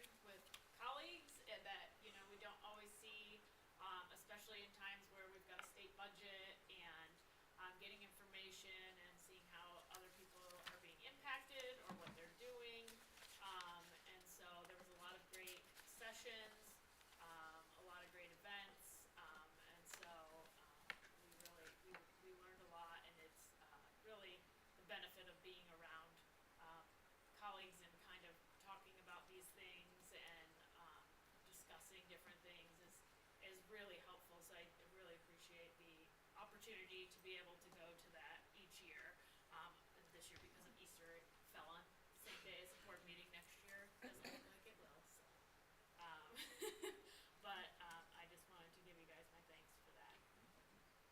We appreciate you going and networking and bringing everything back, and we did not get any pictures this time around. I have some. So, Andre does. I did get to, I will say, so Joanne's nephew works for Ohio State, so he is one of the people that during the games, he's a senior there, he like brings up the net when they kick the extra points and field goals, so he's like on the field, so he has access to the stadium. So one afternoon after like the day was over, a number of us and my two youngest kids actually came down with my parents, and we got to tour the entire stadium, like everywhere. We got to go on the field, we got to go in like the president's suite, and it was a really, really cool experience. So Andre does have a picture of Joanne and I at the like big desk where they have their little conferences. I got voicemails. So yeah, so that was very cool. awesome. Thank you. This brings us to item G, Superintendent CEO's Business Consent Agenda. Dr. Selico.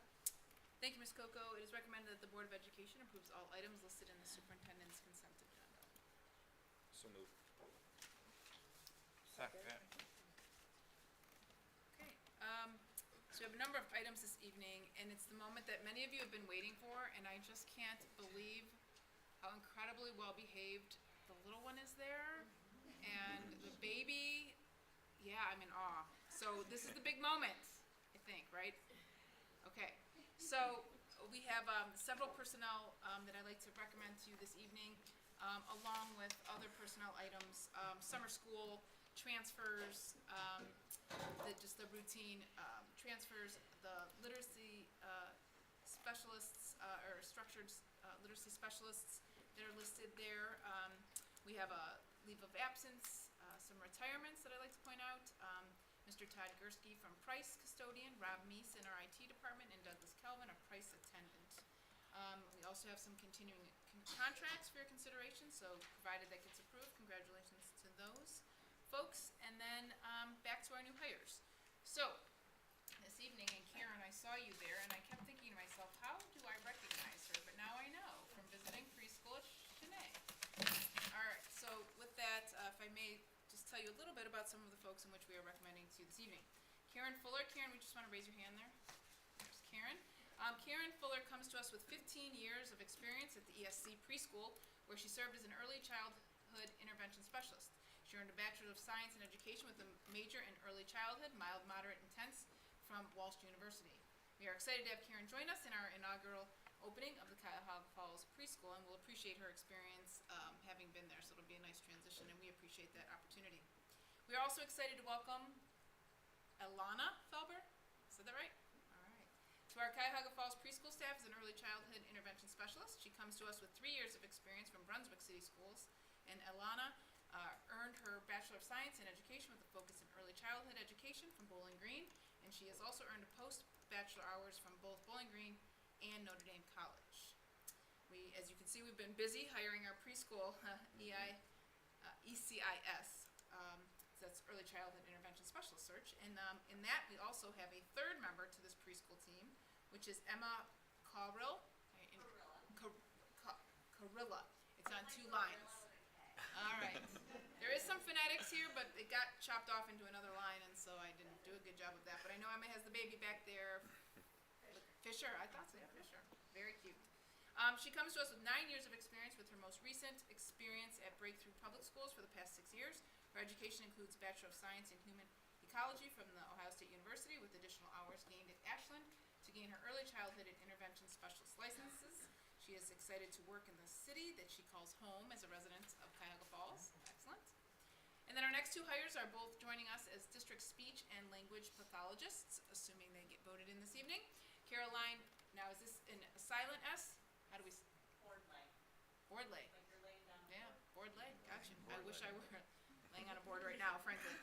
Caroline Board-lay is joining the Black Tiger family with 14 years of experience. Just had back surgery, that's why people here understand that, so it's a little painful this evening. She earned her Bachelor of Science from the Ohio State University in Sociology and a minor in Communications. She then went to Kent State University where she earned a Master's of Arts in Speech and Language Pathology.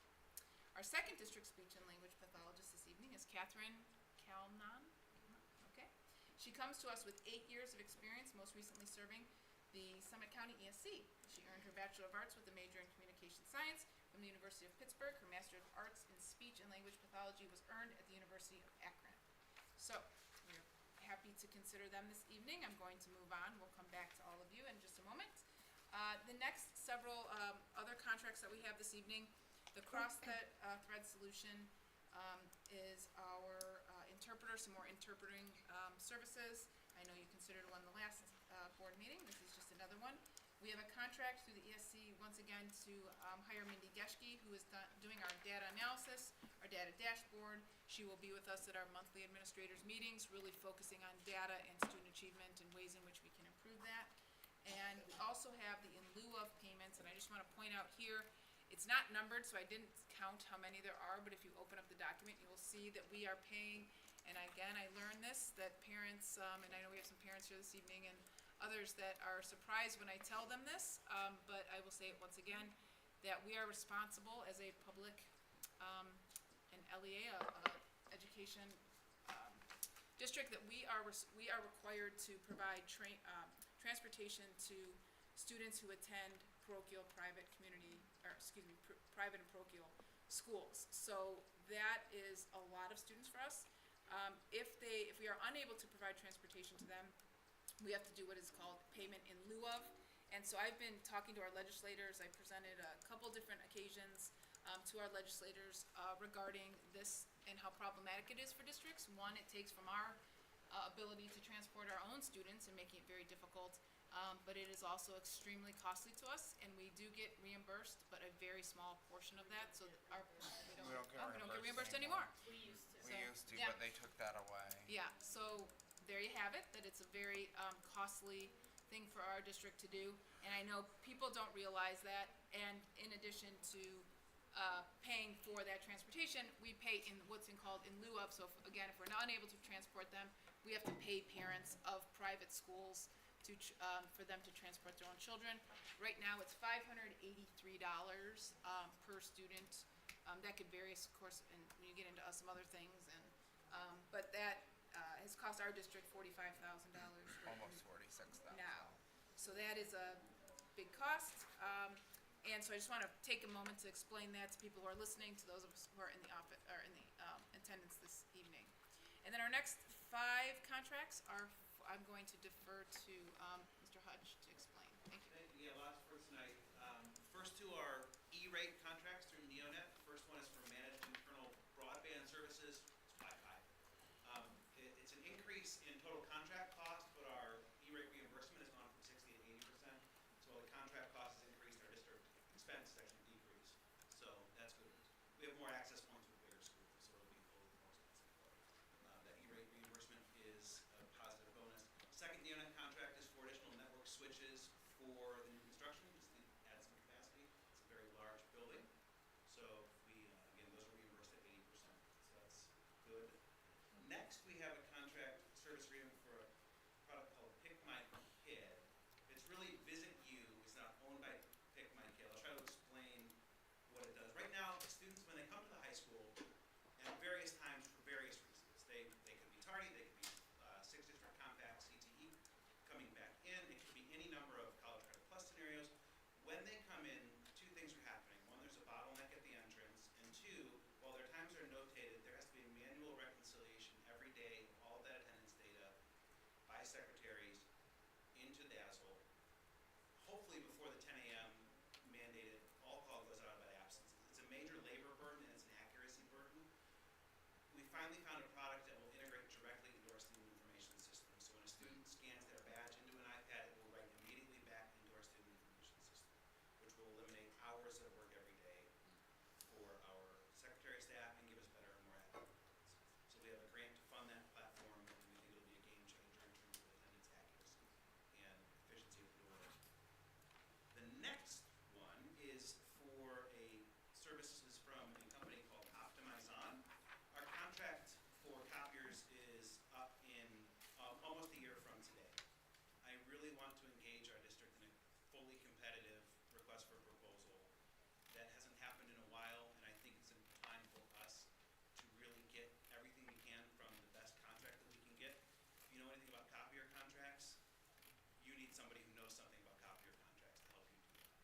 So optimize, and that's what they do. They're a lot of fun people to talk to, but that's what they do, is copy your contracts, and they're really good at it. And they will, for the 9,000, just under 10,000 we'll pay for them. I can't guarantee, but I will almost positively guarantee you, we will see orders of magnitude return on that investment in terms of savings and efficiencies in our next contract renewal for copiers. And then they will solicit bids, they will generate the RFP, we will have a true, fair, competitive process for the best absolute price and services for our district. And then the final quote, this is the one where I'm going to spend more money, sorry. This is for a replacement to what we currently use, is a solution called Dude Solutions. It currently manages transportation workflows and maintenance workflows. And in theory, it manages facility scheduling, but it doesn't manage facility scheduling. We are realizing we have significant issues as we bring a new campus online with reserving and scheduling facility spaces.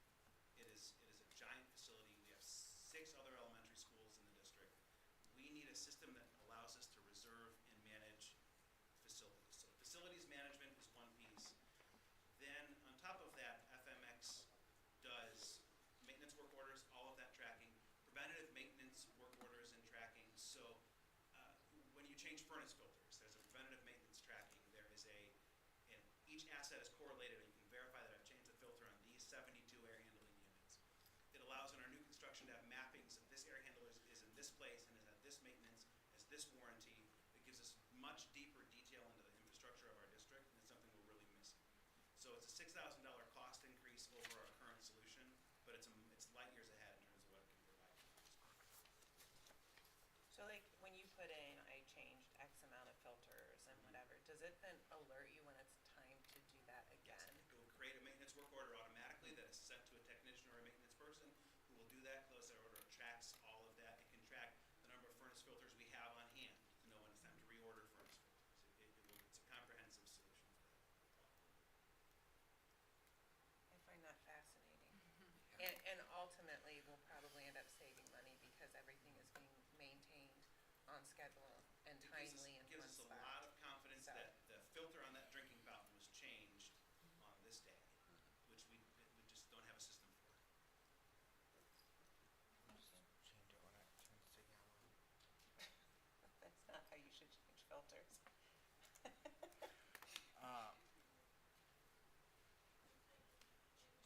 I'm happy that E-rate went to 80% from 60%. Is there an explanation or reason why? Yes, our economic disadvantagement numbers, our need is greater. It's Okay. based on free and reduced lunch percentage. Thank you. So, yes. And then on Optimizon, how will we measure that we saved that $9,000? We'll look at it. We have really great invoice records of what we've currently been paying. So we'll know right away based on. So copier contracts tend to have 2 components to them. One is a lease component, which will be an apples to apples comparison. The lease costs this much, now it's this much. Then there's the cost per impression Per as page, well. yeah. So we'll know pretty immediately in a bid matrix if we're saving money there. But I'm expecting we can consolidate the number of machines we have. I think there are lots of ways we can save. Do we lease all of our machines, We or do. do we lease purchase? We do not, we just lease. We just lease, Yes. okay. Are we open to other options in the RFP process? We will defer to them on Okay. that. Based on my history with copiers, I'm very hesitant to own those things in year 6. Okay. I'm hesitant to own them in year 5.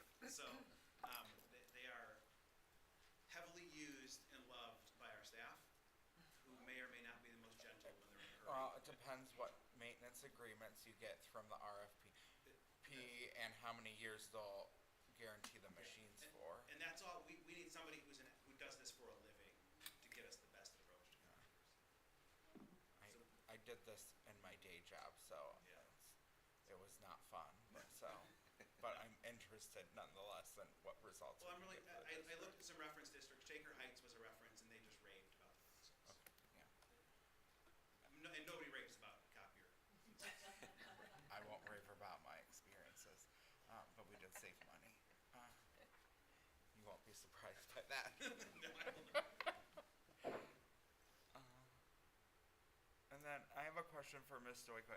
So, I know in our financial recovery plan, we demanded 10% reductions in budgets. And then I know and I'm not saying that all of these contracts are not necessary, because they are, but they have to have a 10% reduction. We're approving contracts for following years. So how do those two things marry up? So their 10% is overall, so there are some things that we know, especially in certain departments, like, that we need, and we're at the mercy of, for instance, Akron Children's. Yes. There's not a lot of like, oh, we'll Yeah. cut 10% from that. But there are other discretionary areas of their budget, that may need to be, cut a little bit more than 10% perhaps, if some of these contracts are significantly more, or even, the same. Overall, we're looking at, that 10% of their total budget. Okay. So, for a lot of these, they have multiple different line items, and there are a number of, things that they have complete control over, Yeah. whether we do them or not.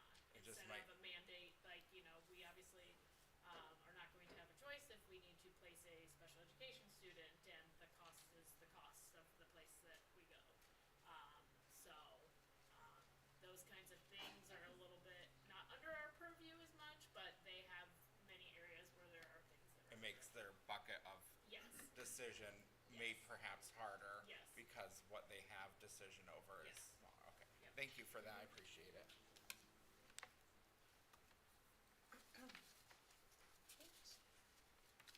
Any other questions or comments? Ms. Stokely, please call the roll. Ms. Coco? Aye. Mr. Gomez? Aye. Mr. Harris? Aye. Mrs. Schaefer? Aye. Thank you. Okay. So I just read about a few of you, several of you, so we're not gonna we don't mean to put you on the spot, but we're going to. So, if you would, you've listened to us all evening, so if you'd like to just say a couple quick remarks at the microphone, if you can all just come forward, tell us your name again, and, just say whatever you'd like to say. So, and congratulations. Well You're done. now your session.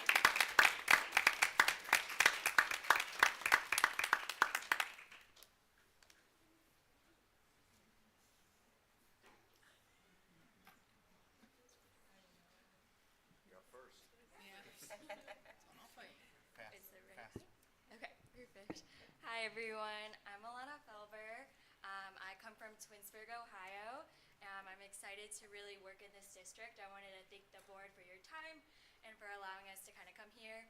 I'm going to be a preschool intervention specialist, and what I think is really amazing is that this preschool program is going to be brand new, and so then all of us get to be part of that wonderful opportunity to lay that foundation for your early childhood program, which I think is amazing. Preschool is a huge passion of mine, and also these wonderful ladies as well, and I think that being able to kind of provide that education as we go through that career and that school year will do amazing things for this this wonderful program, so thank you for your time. Hello, I'm Emma Carilla. I'm also going to be an intervention preschool teacher here at Cuyahoga Falls. I live in the area right on 7th Street, so it's always been a dream of mine to work where I don't have to drive an hour to work. Preschool has been a passion of mine since I was a research preschool teacher at The Ohio State University, and I'm so excited to go back to it.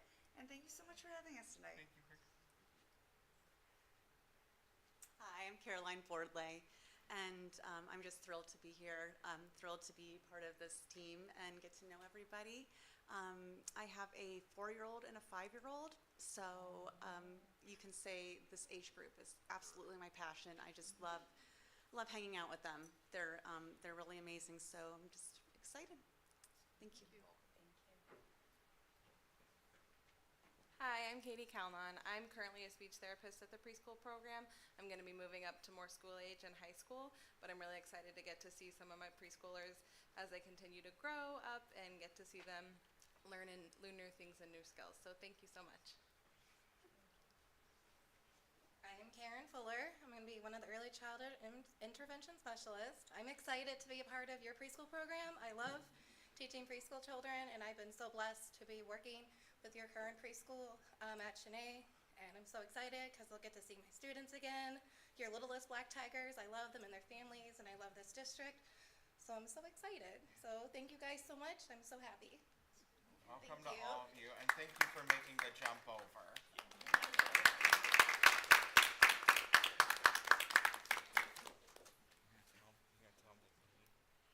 Yes, and Thank there's, you. we're gonna go on for a little longer, so you have stayed long enough. So, please, we'll just put our heads down, and if we look up and you're not there anymore, it's okay.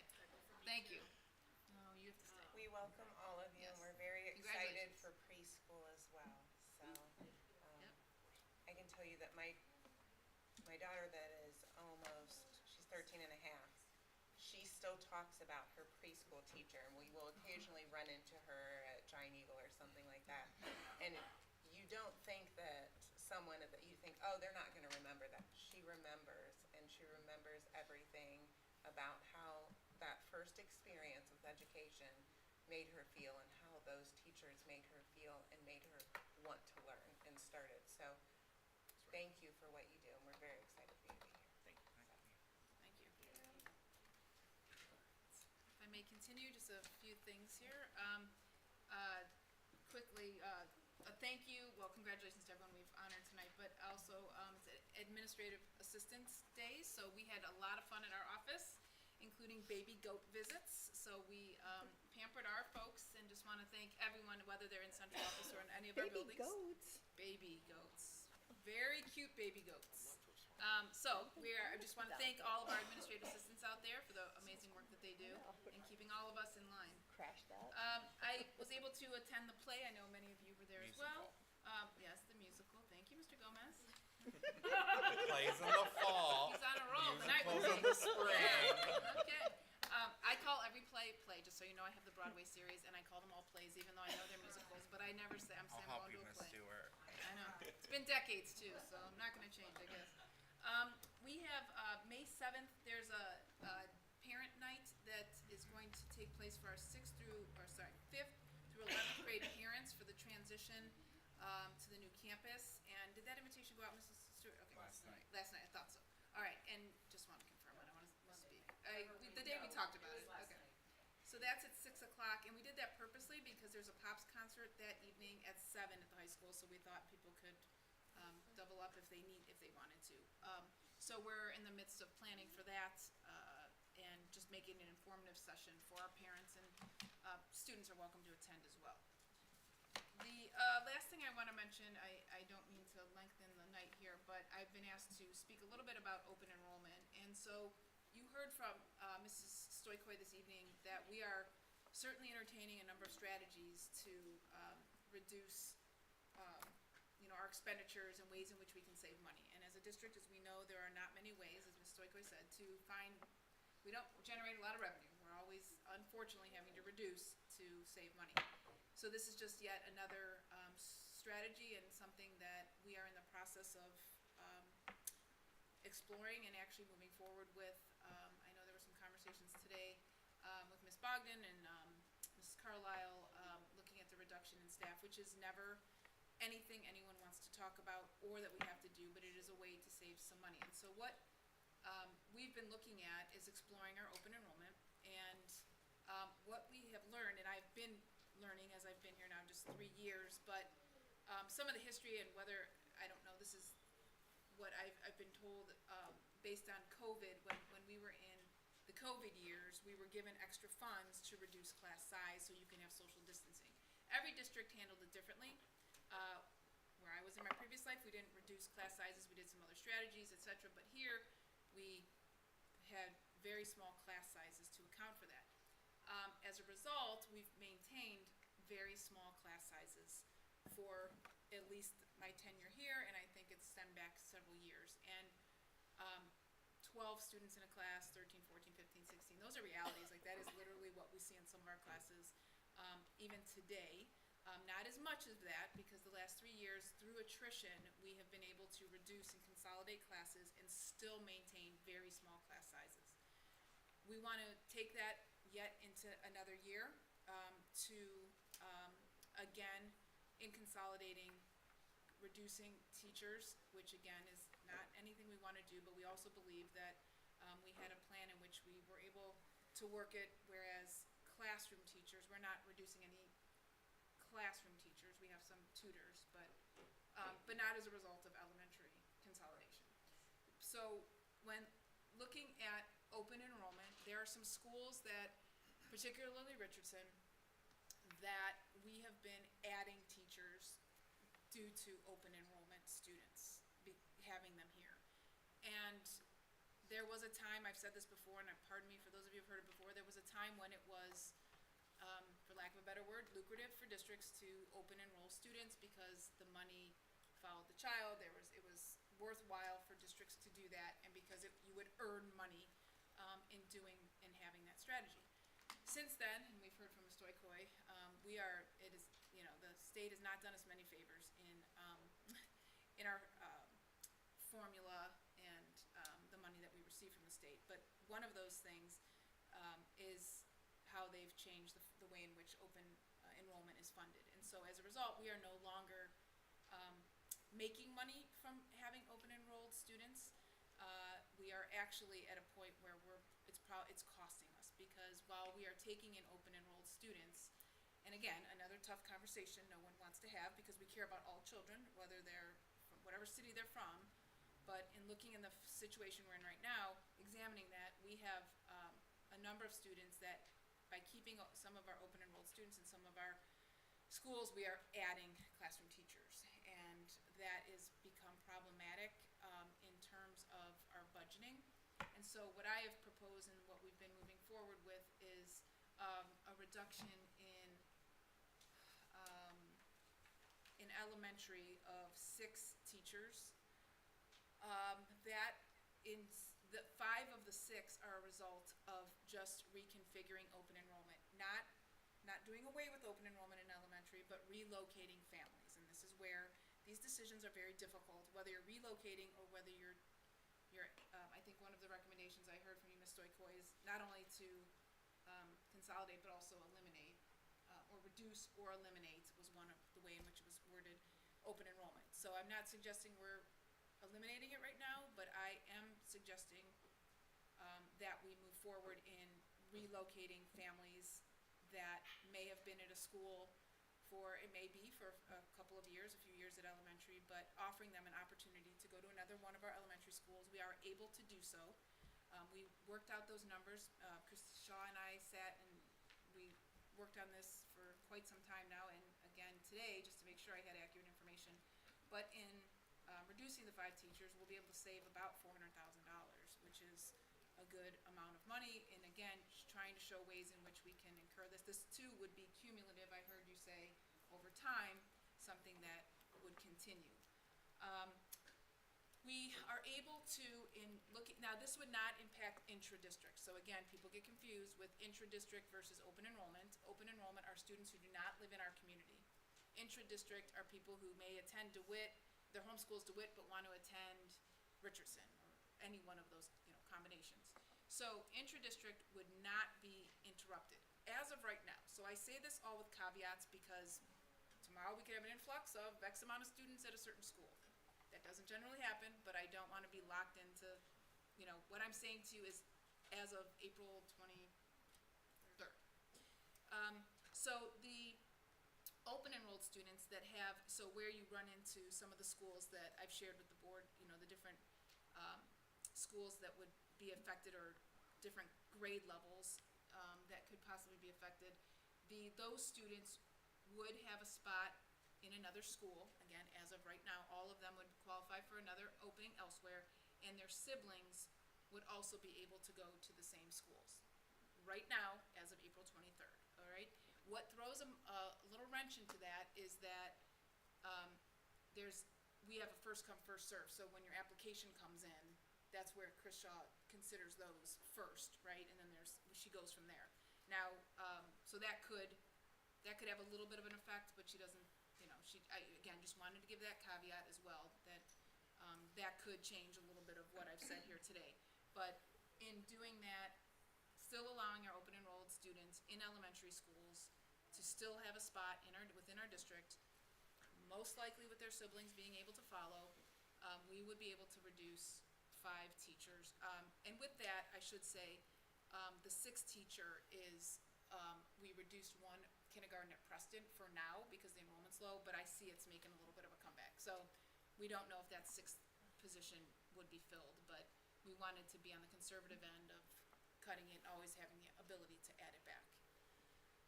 I think that is what I've been asked to speak about. I looked at my notes and the questions I received from board members, but I'm happy to entertain any other questions or thoughts. My notes are all over the place.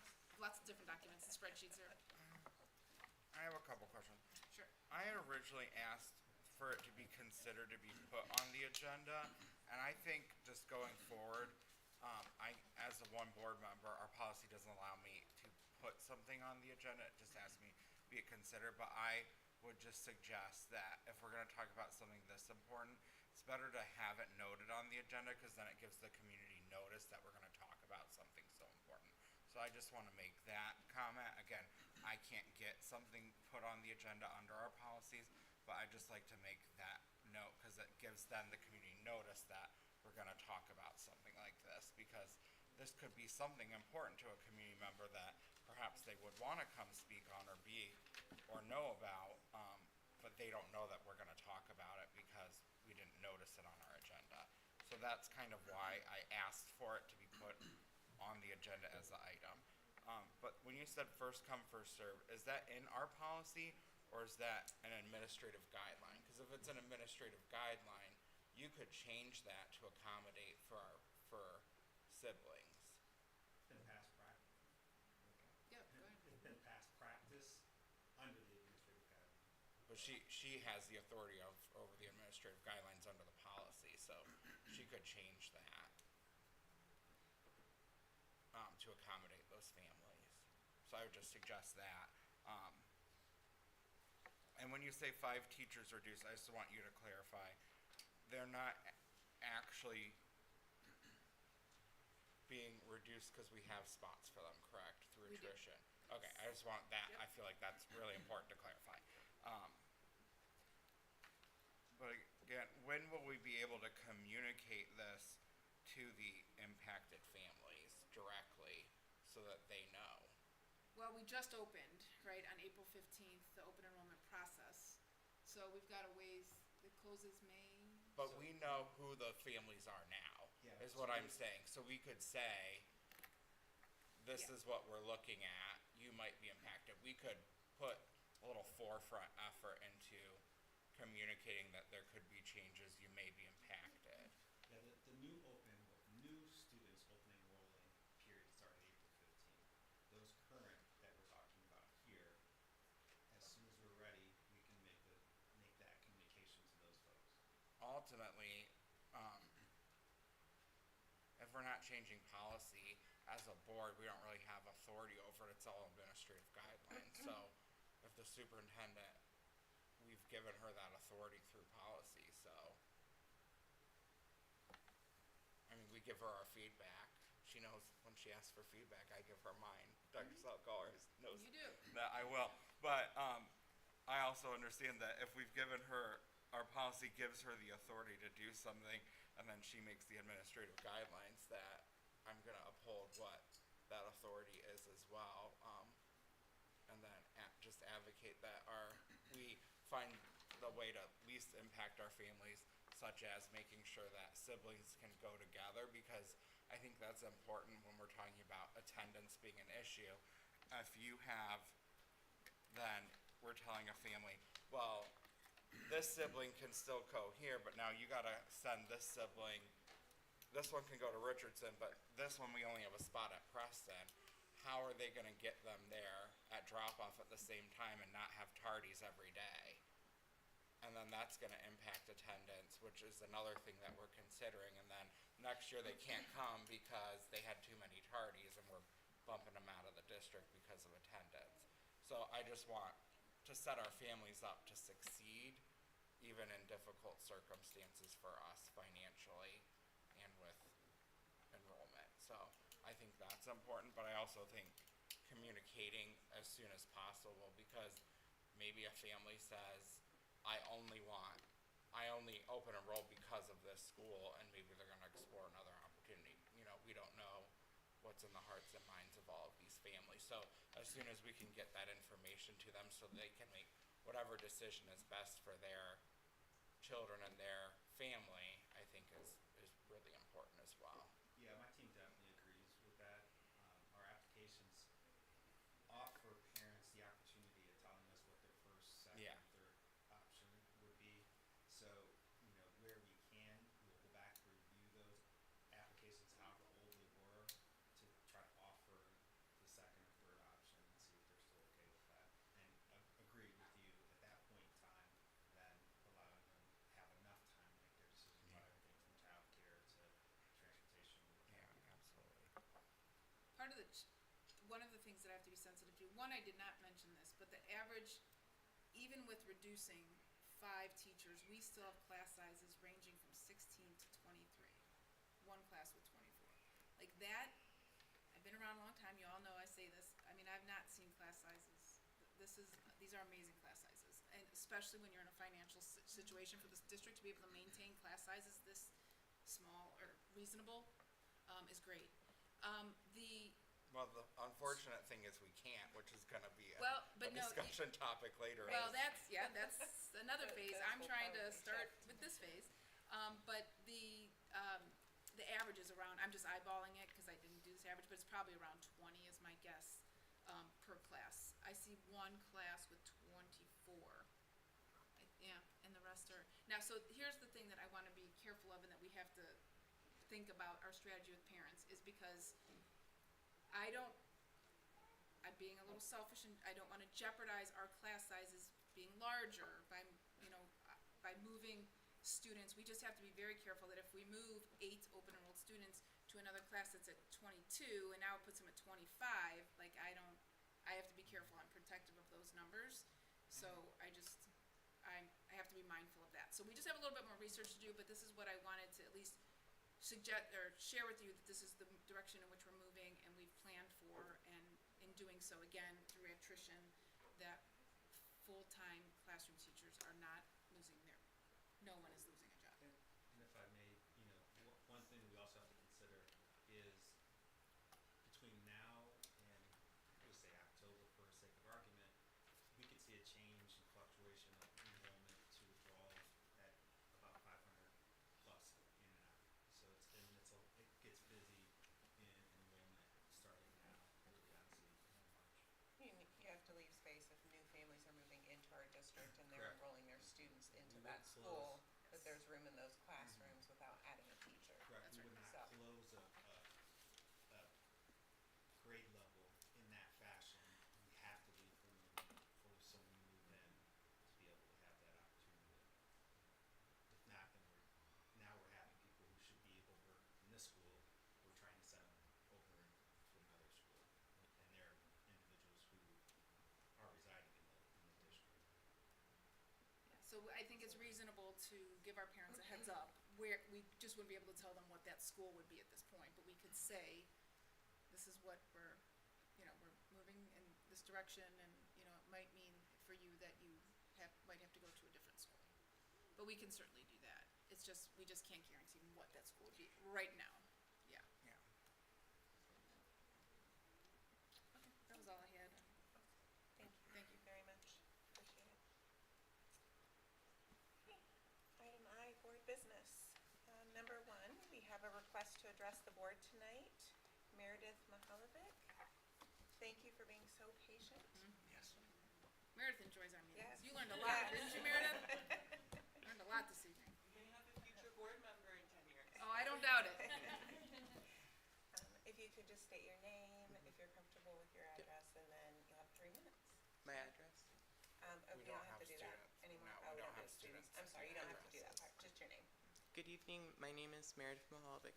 I'm a sophomore here at Cuyahoga Falls High School. I'm here tonight to express my concerns regarding the impact of the Parents' Bill of Rights, which took effect on April 9th. I'm especially worried about how this law will affect transgender students in our district, particularly those who do not come from supportive homes. While I'm incredibly fortunate to have supportive parents now, that has not always been the case. I did not receive that support until 8th grade, after spending a full year in therapy. Before that, my mental health was in a very dark place. Once my parents finally accepted me for who I am, that dark burden was lifted. I'm not saying that support fixes everything, but for me, it saved my life. Without a doubt, I truly do not think I would be here today if my parents had not let me socially transition. I have been out as myself for 5 years now, and I know many students who are still waiting for their chance. For some, being forcibly outed at home could put them in real danger, physically, mentally, and emotionally. I understand that there needs to be a line drawn when it comes to students making certain decisions, and maybe that line begins in high school when they are a freshman. However, I can only speak to what I've lived. I am thriving now because I have had the freedom and support to be myself. That should be the goal for every student. School should be a place where all students feel safe, respected, and supported, no matter what their home life looks like. This law risks putting some of our most vulnerable students in even more vulnerable situations. My biggest fear is for my friends who still do not have the support I was lucky enough to find. I'm grateful for the support I've received in this district. I do want to be very clear. I have never and will never play on a women's sports team. I understand that I have a physical advantage. I also understand that for some people, sharing a bathroom with someone they know is transgender can feel uncomfortable or even strange. Honestly, the feeling is mutual. But when there are no family bathrooms available, the only safe option for me is the women's restroom. If I were to walk into the men's bathroom as I look today, I could very likely be harassed or physically harmed. In situations when I have to use the women's bathroom, I'm not doing it to make anyone uncomfortable. I'm using it because it's the only place where I'm not in danger. I am hopeful that the Board of Education will encourage a continuation of respecting students' wishes and boundaries, provide appropriate and accessible facilities for all students, and maintain an inclusive and diverse culture of caring as we move forward. Thank you for your time and your commitment to our community. Thank you.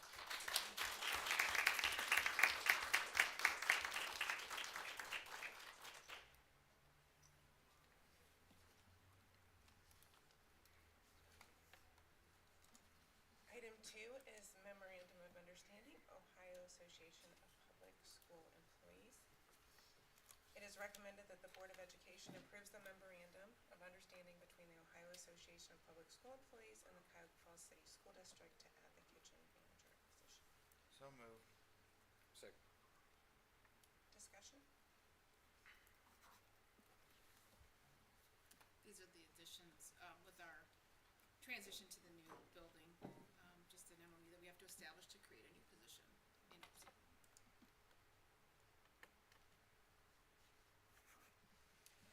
Ms. Stokely, will you call the roll? Mr. Gomez? Aye. Mr. Harris? Aye. Mrs. Schaefer? Aye. Ms. Coco? Aye. Number 3 is Memorandum of Understanding, Ohio Association of Public School Employees. It is recommended that the Board of Education approves the Memorandum of Understanding between the Ohio Association of Public School Employees and the Cuyahoga Falls City School District to adjust the workday schedule for preschool paraprofessionals. So moved. Second. Similarly, but to address the preschool calendar and some changes there for OPSI members. Any discussion? Ms. Stokely, would you please call the roll? Mr. Harris? Aye. Mrs. Schaefer? Aye. Ms. Coco? Aye. Mr. Gomez? Aye. Item 4 is a resolution, implementation of policies. It is recommended that the Board of Education approves the following resolution. Be it resolved that the Board of Education affirms and directs that the district's policies and regulations and guidelines, mission statement, strategic plan and curriculum, programming and activities be implemented in compliance with Title VI of the Civil Rights Act of 1964. So moved. Second. And this resolution is due to the a resolution that you signed? Certificate that was needing to be signed by our superintendent last week by Friday. So that is why this is on our agenda, stating that we are in compliance. Any further discussion? Okay, Stokely, would you call the roll? Mrs. Schaefer? Aye. Ms. Coco? Aye. Mr. Gomez? Aye. Mr. Harris? Aye. Item 5 is our policy and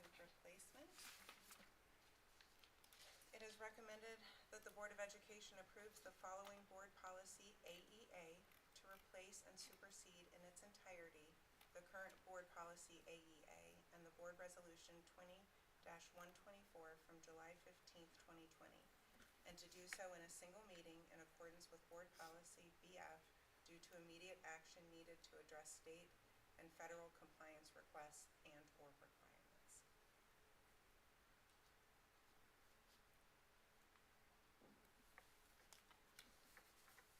So moved.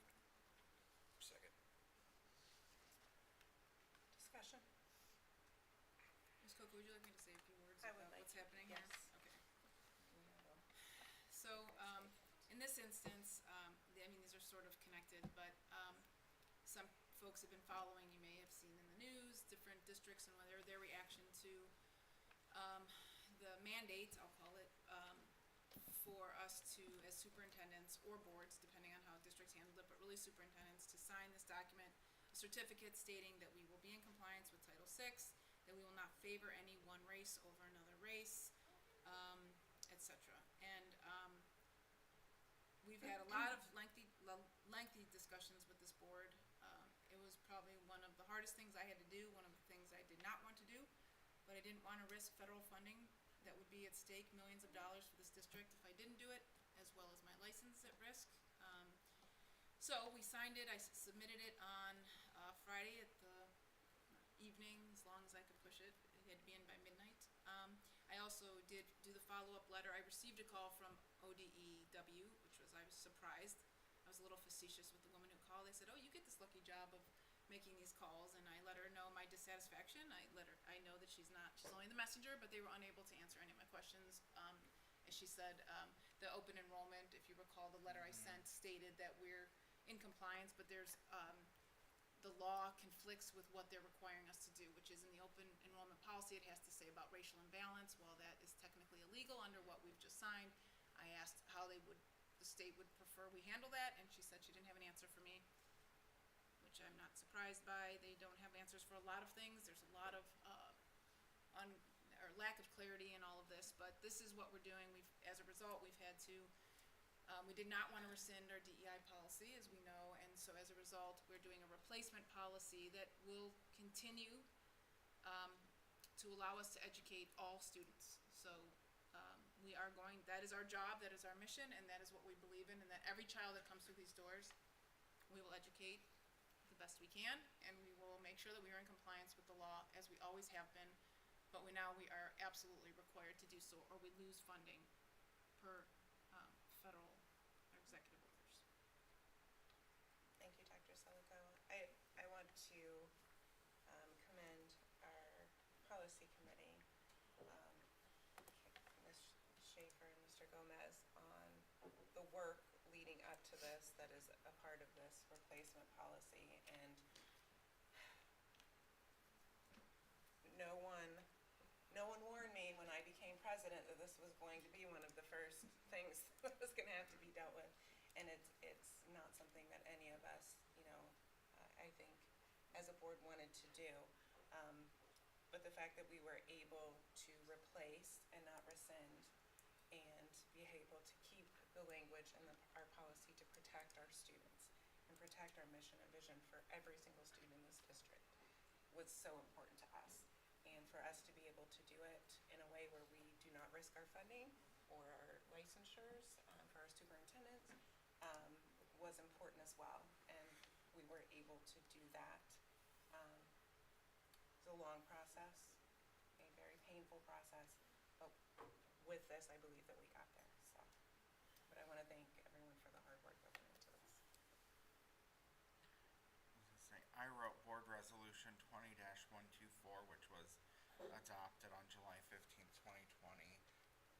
So I'm not happy to have to repeal it, but I understand that we don't really have another choice. Just like I wrote our policy on accommodations for transgender students that we had to repeal because of state law and federal executive orders. So lots of things that I believe in that I have to repeal because I'm not given any other choice. So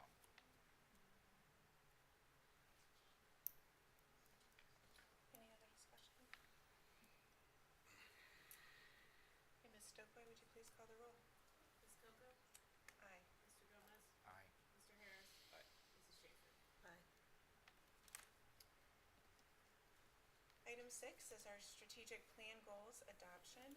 It is recommended that the Board of Education adopts the strategic plan goals for the 2025, 2029 through 2029 school Each read year. one.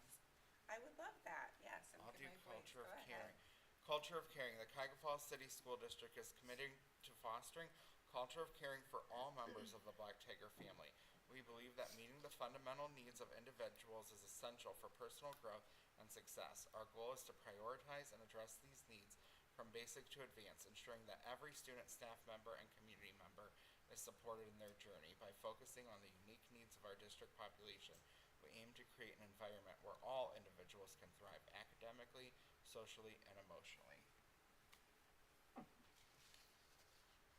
Facilitating our financial future. As the hub of our community, we will manage operational resources with financial transparency and responsibility to provide a safe, cost-effective environment that enriches student success and promotes positive growth while fostering strong partnerships. Steering to student achievement. We envision a future where all students are empowered to reach their full potential as lifelong learners and global citizens through personalized and innovative educational experiences that prepare students for employment, enlistment, and enrollment success. So moved. Second.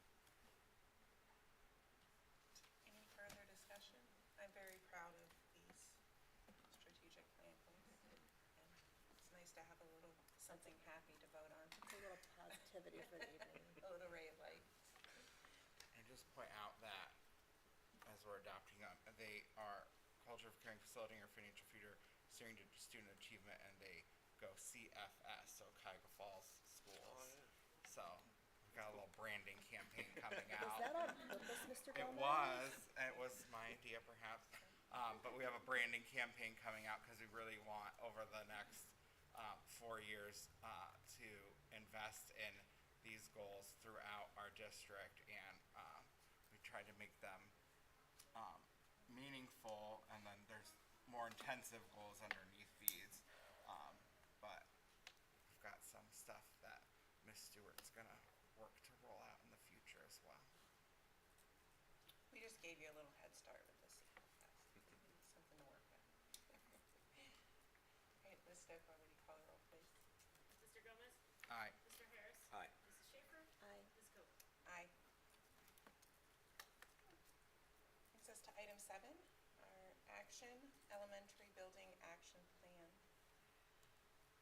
Be it resolved that the Board of Education recognizes that due to the financial forecast, we hereby state we are moving forward with discussions on the potential closure of an elementary building while continuing to collect data to furthermore determine the best course of action.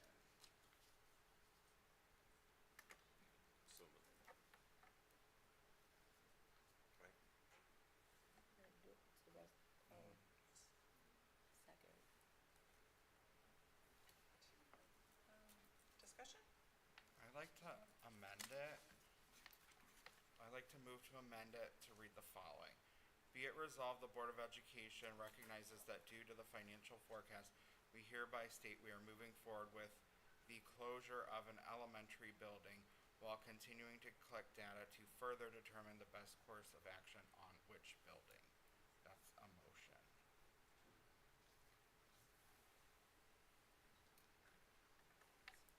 I think, Could you say it one more time, please? Be it resolved that the Board of Education recognizes that due to the financial forecast, we hereby state that we are moving forward with the closure of an elementary building while continuing to collect data to further determine the best course of action on which building. Do you need a second first? Do we need a second? No? Oh, can we have comments or second? Oh, she needs a second. So to discuss that, I have to We second need that? this, Yeah. yeah. All right, second. Okay.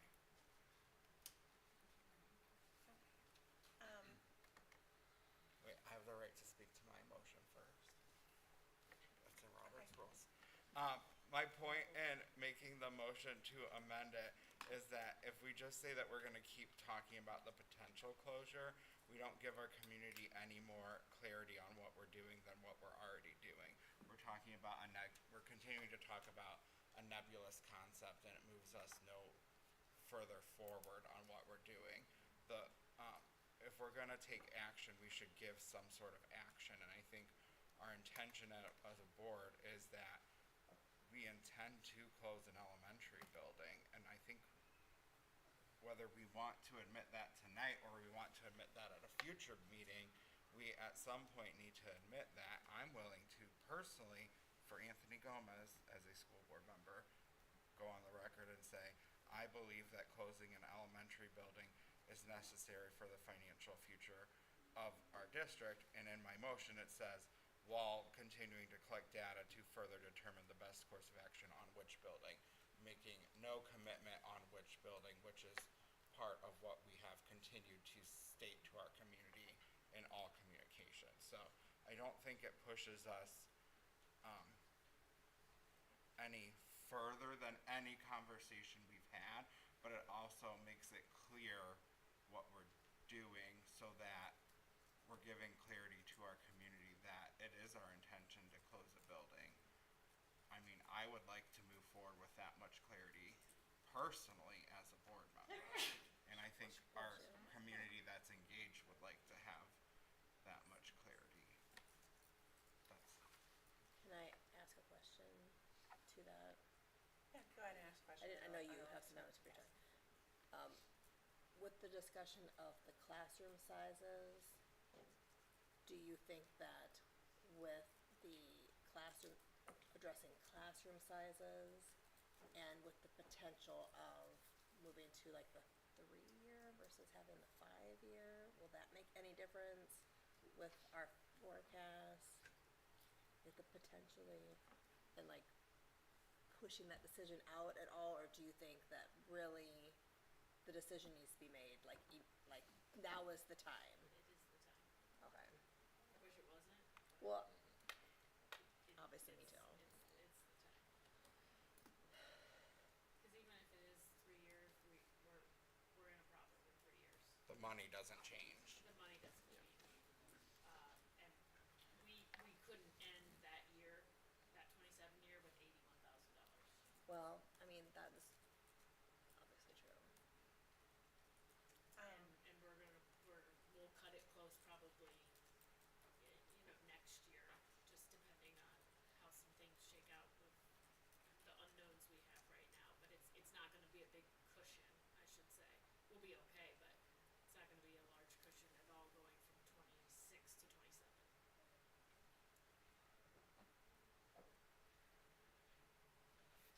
For me, I think that having the action item being discussions on the potential closing of an elementary building, by taking this action, we're all saying that we're moving in that direction. If we were to not vote on this action and say no, we would be saying that we don't agree on, and we're not closing a building. But it also leaves room for continued datas and discussions without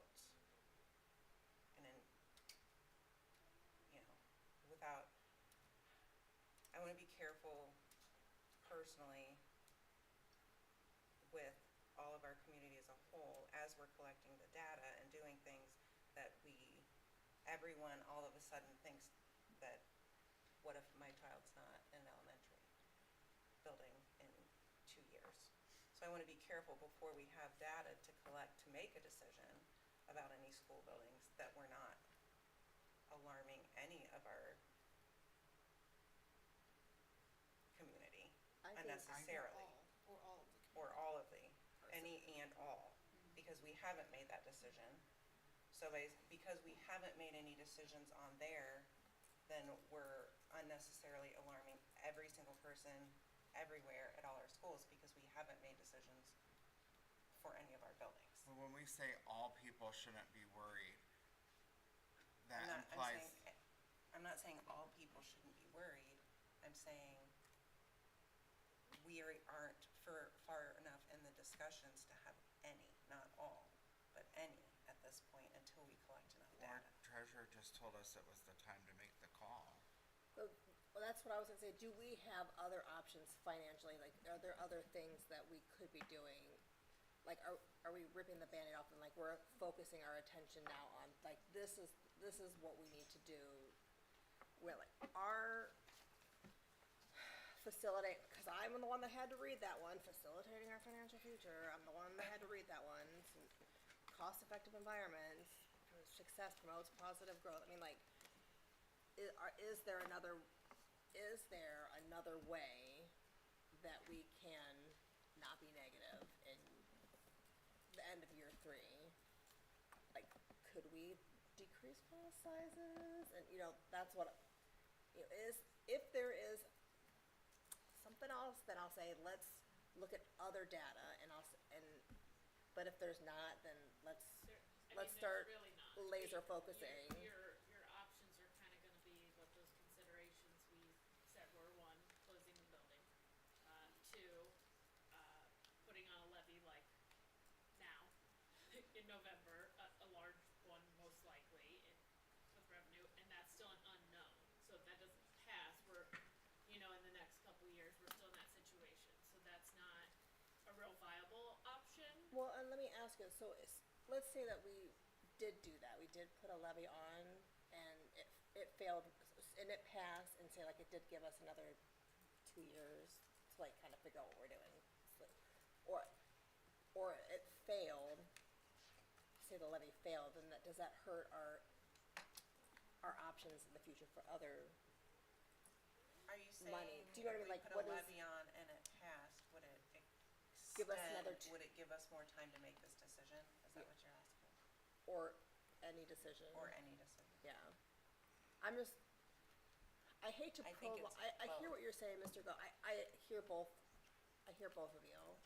I hate to prolong something if that's our only option. I also don't want to have to make a decision like this either, so I would love to postpone it if there's a good reason to postpone it. I would say, I would not suggest to go for a levy. Like Mr. Gomez said earlier, it would almost have to pass this November, because we wouldn't even start collecting until Well, next we don't calendar even know what's gonna happen with the budget, I mean, we're already, Well, and to Mr. Gomez's points earlier, for me, when it comes to that, we need to ensure that we're doing everything to be fiscally responsible with what we have before asking people for more money as well. and I do agree with that.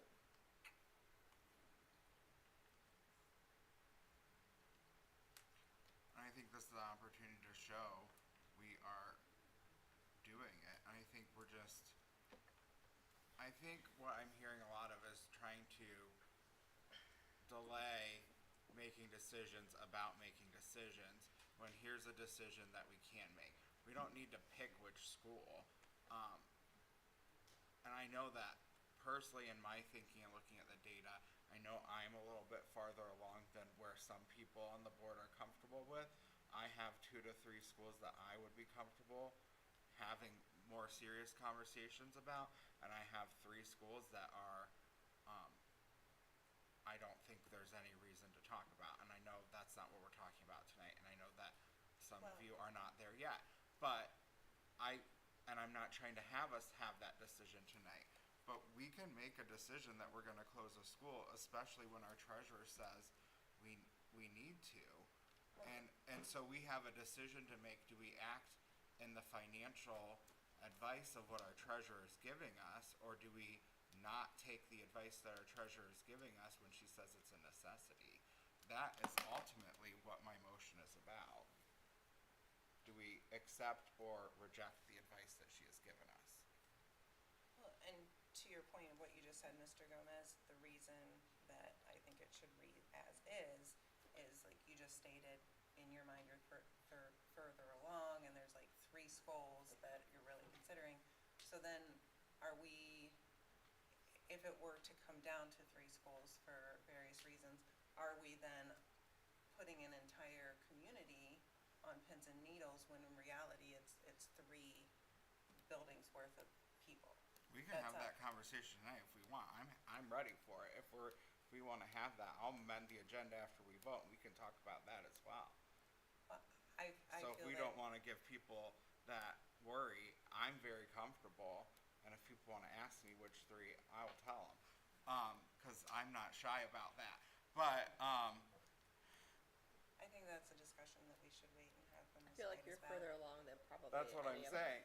But this is a decision we can make, to say that we need to close an elementary school and that we are taking board action to say that. We just paid to send out a mailer to our entire community saying we're talking about closing an elementary school. It's not like it's some hidden secret in our community that we're sitting up here having That's meetings fair. talking It's about. not a secret. We That's paid money to fair. tell our community about this. So the community is on edge. I had people texting me and reaching out to me as soon as they got the roar saying, what's going on about this elementary school closing? So people are already on edge about it, whether we vote Yeah. on my motion or the original motion tonight. We've got a whole crowd of people on edge about this tonight. So we can't say people, whatever we vote on tonight, the community's on edge about it regardless. It's not gonna put people more or less on edge either way, I think. But I think we can decide to take the advice of our treasurer and say, we're gonna close an elementary building because it's financially what we have to do. That's where I'm falling. Yeah. Is what, I understand what you're both saying, but with Christie giving us that backup there, I'm leaning toward the motion. We're going to do it. Let's just, someone said rip the Band-Aid, let's get that out there. We got the concerns of the community right here. We know that information's out there already, so, I would support the motion to amend. I feel like after this discussion, it kind of doesn't matter what the, The verbiage. what it says at this point now, because we've had this, it's, I get what you're saying You as know well, what I'm because saying? ultimately we're gonna land in the same place. That's why my That's it. argument is, why don't we, yeah. if we're gonna land there eventually, why don't we just land there tonight? That's kind of how I felt about it. And for the record, I did share with Ms. Coco in advance of tonight that I thought the language was a little weak, so I wasn't trying to shock her with it. I did share her with that. I didn't share that with the whole board because sunshine laws, but I did share that with Ms. Coco. And we are allowed to have disagreements on things. I know. That's right. But What? That's right.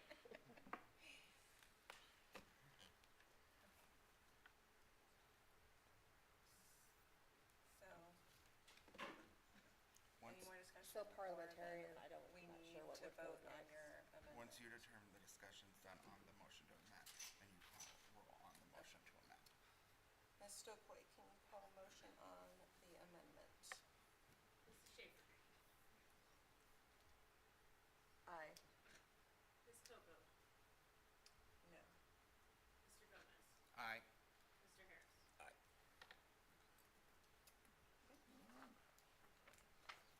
So now, And now we're back to the action. as for- amended. As amended for the elementary building action plan.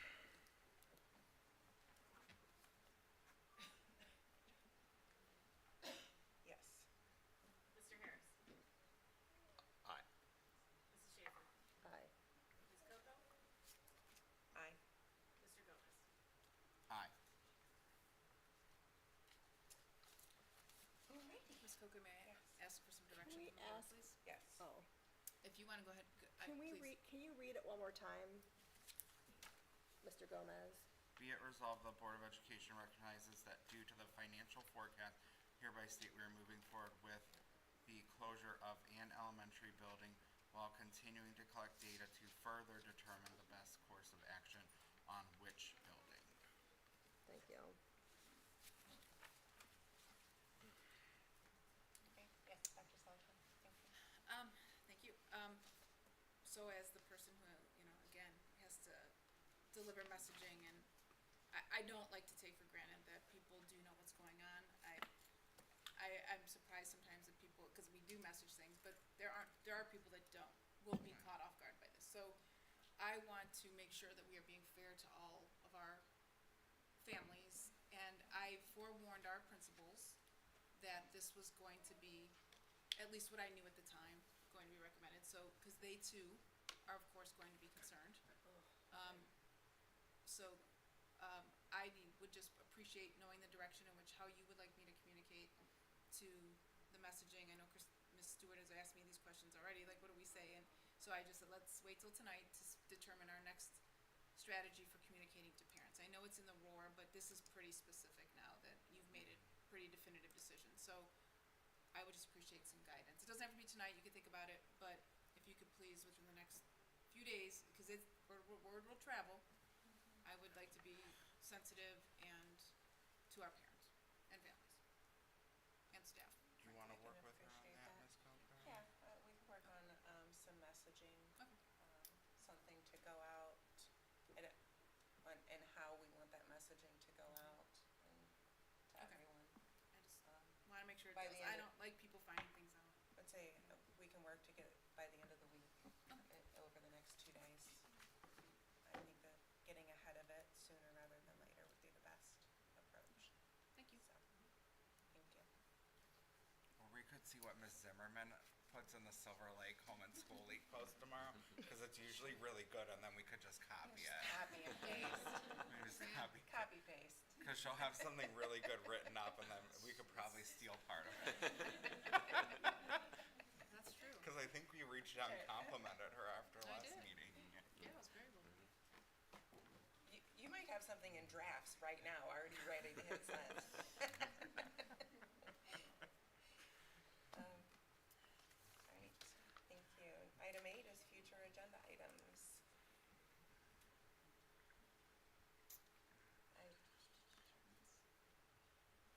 Just a reminder for everyone that we do Top Tiger at the first meeting in May. I know that it always, people always forget about that. get Yes. thrown off, but because of the Memorial Day parade, Yes. I want to give them extra time and notice, so That's right. just a little mental Always check forget, that yeah. it'll be Thank back you. to back I would Top never- Tiger. I never I remembered that. And I believe it's the 20th anniversary this year of Top Tiger. Mayor Dunphy pointed that out to me. It's the 20th anniversary of Top Tiger being started. Oh, wow. Mayor Dunphy mentioned that to me because when she believes when she was on the board, didn't you say 20th? 20th anniversary of Top Tiger. Should march in the parade. With the top tigers. So, They didn't just wanna have throw Top that in Tiger while I was when I mentioning was Top here Tiger. in the 1900s.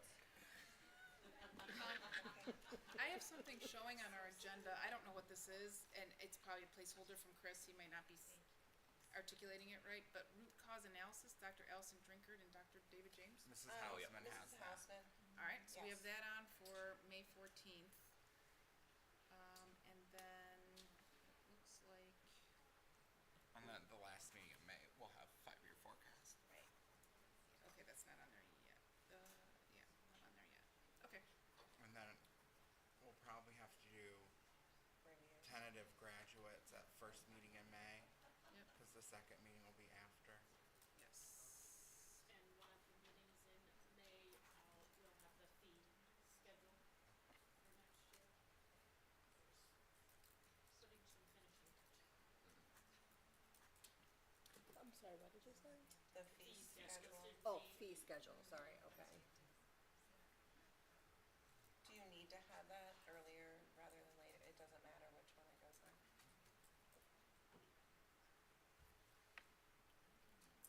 I'll try for the first one, just so we can get that out to families. While you're still here in school.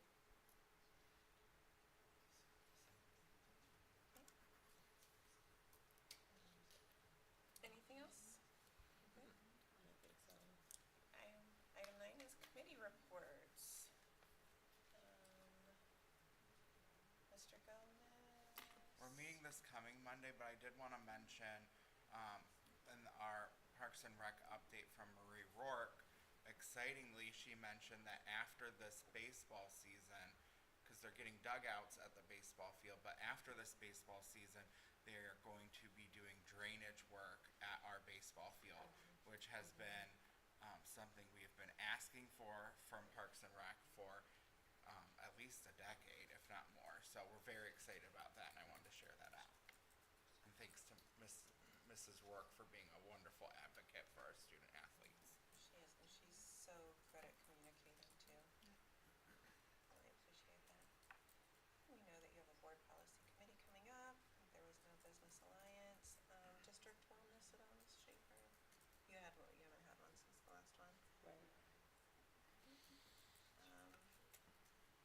Just remind everyone of the foundation and alumni awards scholarship ceremony. That is May 6th. If you are able to make that. And legislative liaison, Mr. Harris?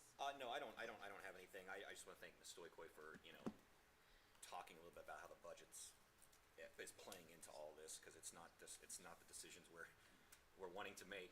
We're kind of being backed into a corner with it, so I appreciate it. And I'm hoping to, we've been playing a lot of phone tag, but I'm hoping to sit down with Representative Hall here soon, so we can chat through some stuff. I know that he's been back here for a couple weeks, but I have a few more days here to try to get him locked down here. So I'm hoping to talk through some stuff, learn a little bit more about the nitty-gritty of this budget, and I'll keep you all posted. Thank you, Mr. Harris. Brings us to item 10, comments. Mrs. Schaefer? Have we had a board meeting since the musical? No, we haven't. Okay. No. So the musical, I cannot believe that it was the last one on that stage. So wow. They had is that a mosquito? Yeah.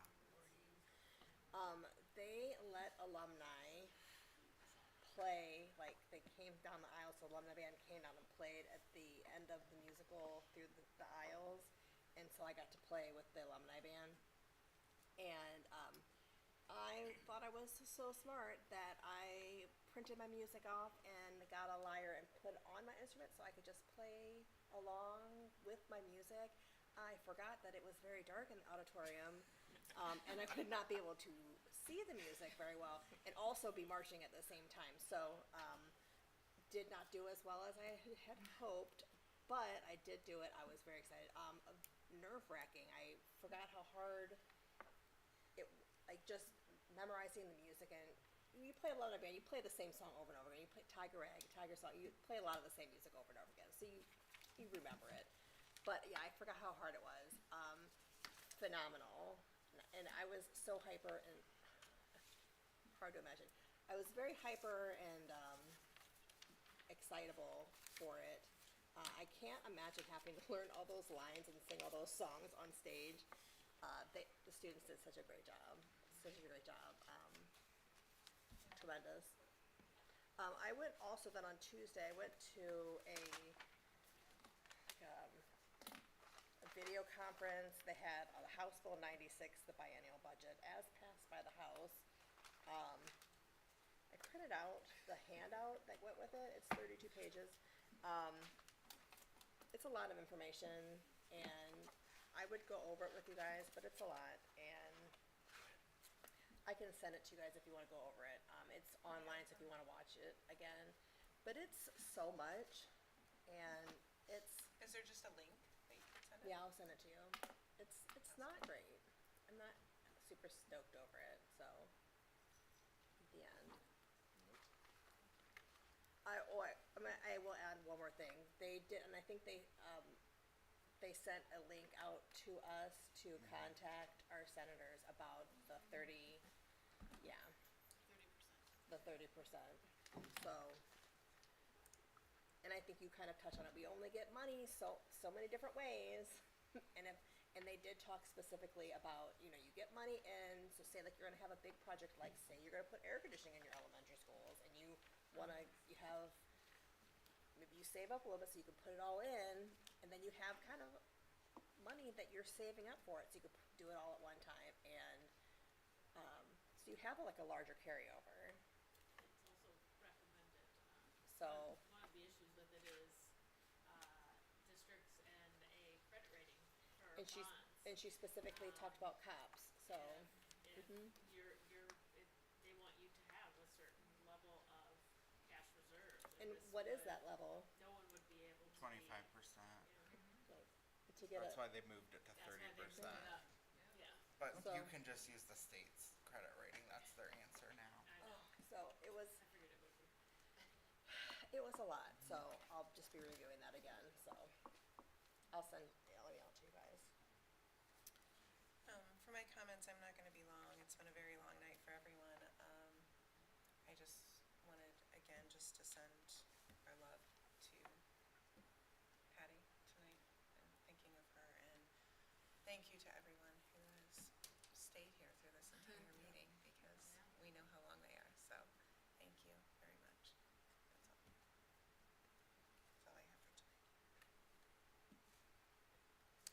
Sorry, Mr. Gomez. Yeah, I think we're all excited about the art walk tomorrow night. It looks to be Art walk, yeah. perfect weather, so come on out to downtown Falls from 5 to 8 for the art walk. It's always a great night. And then on Saturday, 2 events. One is the Spring Sustainability Expo at the Natatorium from 9 to noon. But since it's a 3-hour window, you also have time to go over to Silver Lake because from 9 to noon Saturday, they're having their used book sale and student maker market from 9 to noon. So hop on over there as well. And then on May 2nd, we have our Military Appreciation Night at the Natatorium, which unfortunately I'll miss because I'll be down in Columbus for our Board Leadership Institute workshop with OSBA, but I'm excited because I was asked to present along with Mr. Hutch and Mr. Guessford on the security improvements our district has made over the last several years. So we'll be presenting on Friday about that, and we submitted our presentation today that Mr. Hutch worked on, so we're excited for that as well. Thank you, Mr. Gomez. Mr. Harris. Yeah, I'll just be short too. Just congratulations to our top Tigers and all the folks we recognized this evening. I was going to do a plug for the art walk. I wore my monkey pen that we got at the last meeting, so just looking forward to that. We're supposed to have some good weather, and